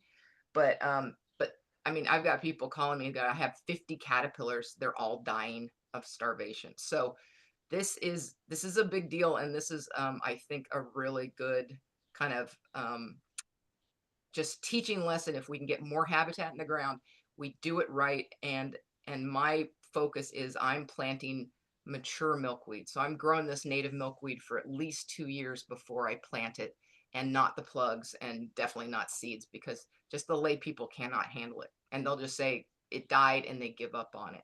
So I think it's a great message that the better the habitat, the more sustainable habitat that we can put in, we try to get these people from not raising these monarchs indoors. You know, let's put them outdoors and let's see them, and not do this because people are panicked about this. And this is part of the reason I tell them, this is why we don't do this. This is an abnormal way of raising, you know, this species, and this isn't going to end well if we just keep doing this. So, and if anybody else wants to contact me through nativemonarchs.org, and I'd love to work with you guys. And if you have any suggestions on how to get this word out a little bit better to more groups, I'm all in. But thank you. Thank you. Yeah, Chris, if you could put your email in the, I think you did already, but yeah, I'll put it in again. Just remind people. Thank you. Christy's, yeah, thank you. Christy's asking, does anyone have details on the update to CAL FIRE Zone 0 plan to remove all chaparral surrounding the WUI? I can't answer that directly, Christy. I don't know if anyone else can. I am going to be hosting a wildfire-based webinar in a couple weeks, and I only have like the Google registration link, so let me just send that to you. We're going to have someone from the Ventura County Fire Department talking about the revised fire hazard severity zone maps that came out, and specifically answering questions from the public about what that might mean for their property if like the map line changed and stuff like that. So I don't know if that would be a good resource for you. Hopefully he'll be able to answer questions like that. Yeah, thank you. It's concerning. I mean, there's a lot of reasons to be concerned about it, but just even in this fire that just burned here, Eaton, right, a few miles from my house, and where we're about to start these new surveys, if they remove all the chaparral that's in the WUI, I mean, it's that, you know, it's not, they almost make it sound like there's like a fence and there's like straight line of houses, and then it you know, behind there, and it's not like that. You know, the houses are mixed up into the hillside, and I can't, I mean, what it would wipe out is the reason why we're trying to actually get this land acquired by California Fish and Wild right now, right? We were trying to stop it from development before, but like, if you're not going to develop it and then you're going to turn around and wipe out all the entire plant life there, if this is California's plan, I feel like it's a little bit concerning. I mean, we know there's milkweed all over there, and you know, we're going to lose a lot of like wildlife quarters if that happens, for sure. Yeah. And then I did. I'd just like to, Oh, God, could I just interject just 1 second? I would just like to mention that Brian Baker from the Los Padres Forest Watch has just submitted a proposal to reduce the amount that CAL FIRE is proposing to cut down. Now, this is through Los Padres Forest, etc., but I think it's a really seminal thing. He has 92 organizations supporting it. And Sierra clubs up in the, you know, the Ventura, I'm a little bit south, but up in the Ventura area, and many other organizations. And they are reducing what CAL FIRE is requesting by 83%. That's a huge number. Yeah, he's really on. Sorry. Thank you for letting me know that, because I did see some stuff come through from Los Padres Forest, but honestly, I've been like out in the field so much lately, I haven't been able to catch up with everything, and that's why I was asking. I mean, I can't even imagine if that happened. And 83%, you're right. I mean, we need to do something, right? We can't just have stuff growing right up to the back of homes. But I will tell you, I have done quite a bit of surveying in this area here at the Eaton Fire. Did tree surveys with forestry, like in the neighborhoods. This fire wasn't even it was an urban fire that then caught some of the wild on fire. It was like it's unprecedented. We've had to totally shift our whole fire network into like, hold on, don't give them the materials that are science-based that we knew from 2019 Northern California's, because everything we know went out the window and we have to revise. So, but yeah, I mean, that whole extreme, like, let's just take it all out, take the forest out, sounds crazy. And I'm like, it's not even a forest, it's chaparral. So that's good to hear. Thank you for letting me know that. I'll check in with Brian Baker. Julie, you raised your hand? Yes, I am Julie Clark with UC Cooperative Extension Ventura, and we're talking about a few fire-related topics here. So one of them is there are several coalitions working together to help inform legislators, policy, and proposed laws in the state about current fire science, which is just like Christy said, it's the paradigms and the science that said that vegetation was the culprit the last 50 years has been disproven. And as we saw, not only with the Eaton fire, but the Palisades fire, they were urban fires. They started immediately adjacent to both communities. And what carried the fire were the structures. And so there are lots of coalitions working to dispel that and get rid of these notions that the native vegetation is bad. And getting back to Zone 0, it just received communication from a statewide nonprofit organization that is science-based this morning, and the Board of Forestry the Board of Forestry will be the body that determines whether the Zone 0 regulations go into place. And they will be voting on it as of this morning, next week, or the week thereafter. So there's a big push at this moment to help better inform them about structure protection versus plants in the environment and how plants can actually protect structures during fires, as long as they are well maintained and planted in the right spaces, essentially disproving, which most fire scientists throughout the state disagree with the proposed Zone 0 area. Thank you, Julie. Mhm. Okay. Does anyone else have any other comments they'd like to bring up?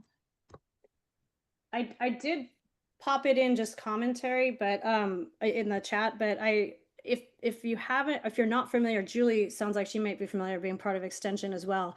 The UCANR Fire Network, they are updating it. They've pulled off some of the things they don't want to release anymore. And it's a really great place to go get information there that is all based on, everything from, like, when we were doing our outreach at one of our recent soil events, it's got, like, people asking questions like, what do I do if I have backyard chickens? Like, can I eat the eggs? It's everything under the sun, landscaping, it's soil health. So it's a great resource there. And they are currently updating some of those landscaping, issues that we don't want to say just the 5 feet now, right? They're using some of the science of these new fires already to update those records, but it's called the UCANR Fire Network. Thank you. All right, everybody, thank you so much for joining us today. If you have a project that you want to present on, or would like to suggest another kind of presentation that you'd be interested in hearing more about, please feel free to email me or any of my coworkers at the RCD. Our next meeting, we don't have a set date yet, but it'll be in the fall of this year. So keep an eye out and we'll use our normal email channels for that. So thank you so much. Have a great rest of your afternoon. Thanks, everyone. Thank you. Thank you.